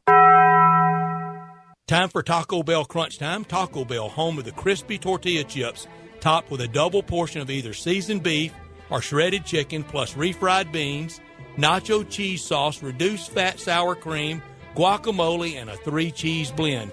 Nachos Bel Grande, heaping portion of chips, topped with ground beef, tomatoes, beans, nacho cheese sauce, and a dollop of sour cream. Taco Bell, home to great food you get on your way home real fast, and they bring you crunch time every day. I'm going to warn everybody, all my friends in Memphis, look out because a big one's on the way. It's not Hurricane Elvis winds, but I mean the big one is blown through. I can't believe I still have electricity. Really? Learn today, WGC FESJI, August 5 through 8 next year. It'll be hot, but nobody needs to complain. Being hot will be a lot better than not being able to be there. What'd you learn today, Dave? Well, I hope everybody's there, and I agree with you. That particular time slot is the week after the Olympic golf in Tokyo. I think they're going to get everybody. This should be the great crowd of the top 50 players. Now, the question about Tiger? I'm talking about attendance. I'm talking about patrons. I know what you're talking about. They're coming no matter what. I'm talking about Tiger coming but he's got to be eligible. He better start playing better and more if he wants to make that particular tournament. I learned today that the NCAA committee on college hoops is pushing for a start on November the 25th. Remember, it came out maybe the 10th, and we've been toying with the ideas of bubbles and probably January. They are ambitious. They are saying the day before Thanksgiving, November the 25th, is the day that they want to start college hoops. By the way, even the Pac-12, remember they were saying they wouldn't go till January? They're willing to move up to December the 12th. So they're taking So the Pac-12 and the Big Ten can play basketball, so myocarditis only afflicts football players? That's a weird disease. Yeah. Well, I think they missed the boat on one paper that was written on myocarditis, and then everybody sort of straightened everybody out. I think they wanted to miss the boat. Could have done without. I've missed preseason football, and I tell you who else has missed it. The NFL. They've missed it in a lot of markets for revenue, but also for the quality of play. We will see the quality of play be poor at the beginning of the year, and maybe even longer than that because of the lack of preseason football. And on Saturday at 3 o'clock, all the rosters have to be down to 53 players. A lot of guys will never know if they got their legitimate shot at their lifelong dream. You know, what is it you could have done with that? Well, I feel bad along your story. I feel bad for guys like Austin Hall. Because I think Austin Hall would have been invited to a camp, and Austin Hall is the kind of a kid that could have possibly played his way, at least to the scout team that they have now, right?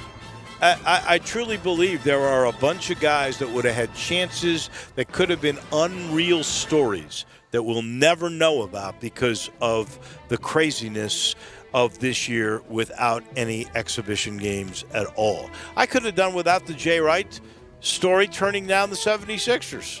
Somebody's got to get him out of Villanova. He's too good there. I don't blame him. He knows he's great there. He loves Philly. He loves the 76ers. He basically said, I'm honored they asked because it's my favorite team, but I'm too comfortable here. I love being at Villanova too much. And that's a good thing. That's really a good thing for college basketball.